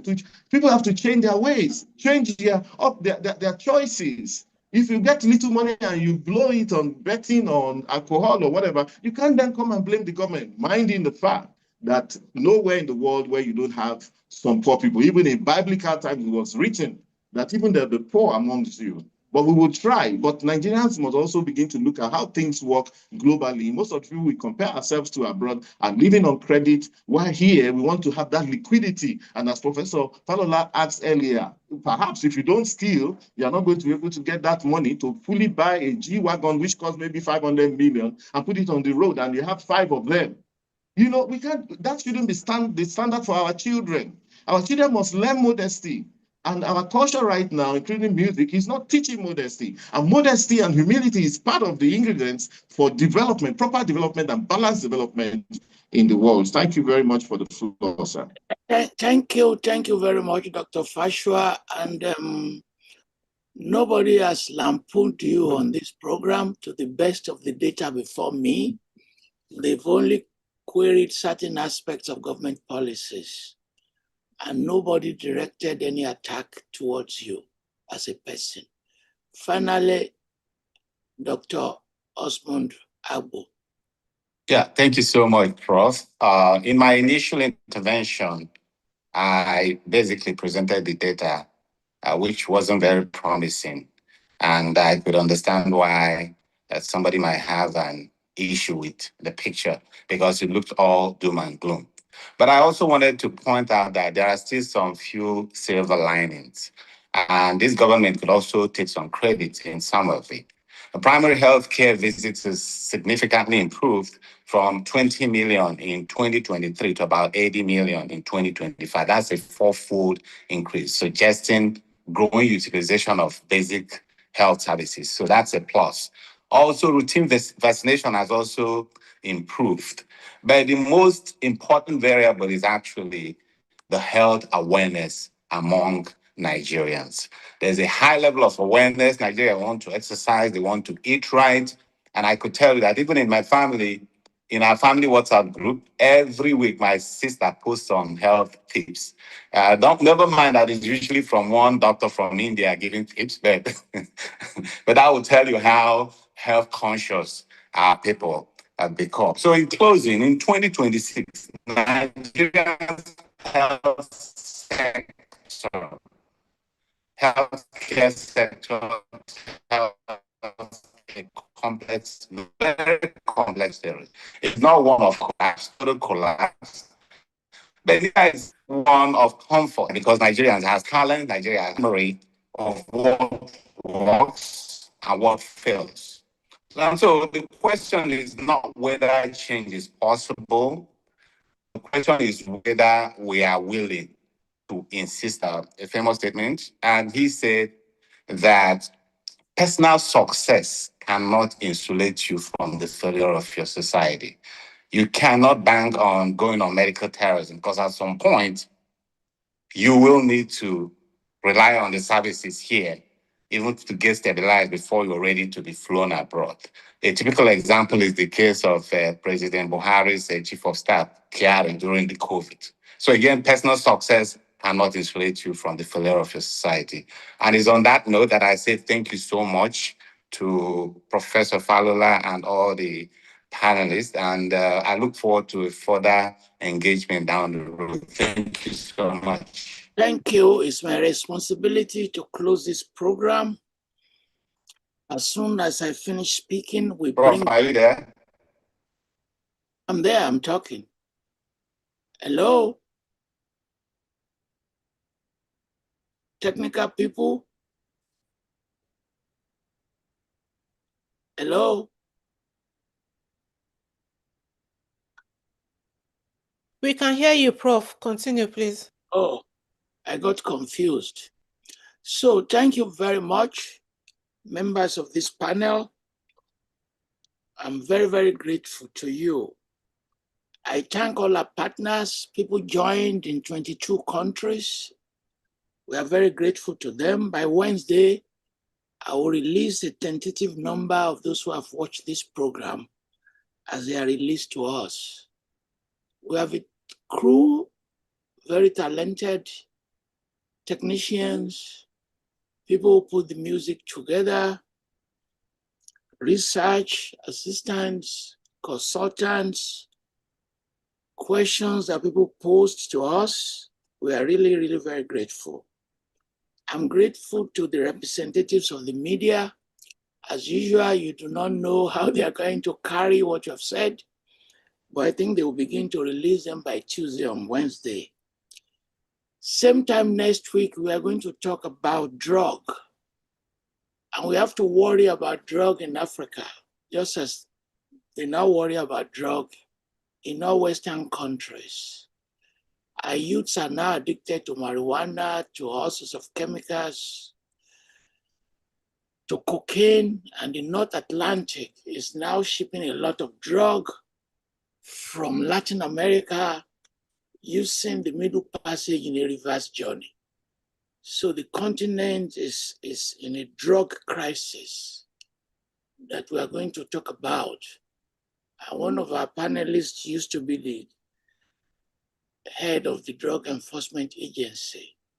And the week after, we are going to talk about issues around insecurity, which is now the #1 issue in Nigeria. Finally, I cannot but thank all of you. And I thank Dr. Osmund Agbo, who put this panel together.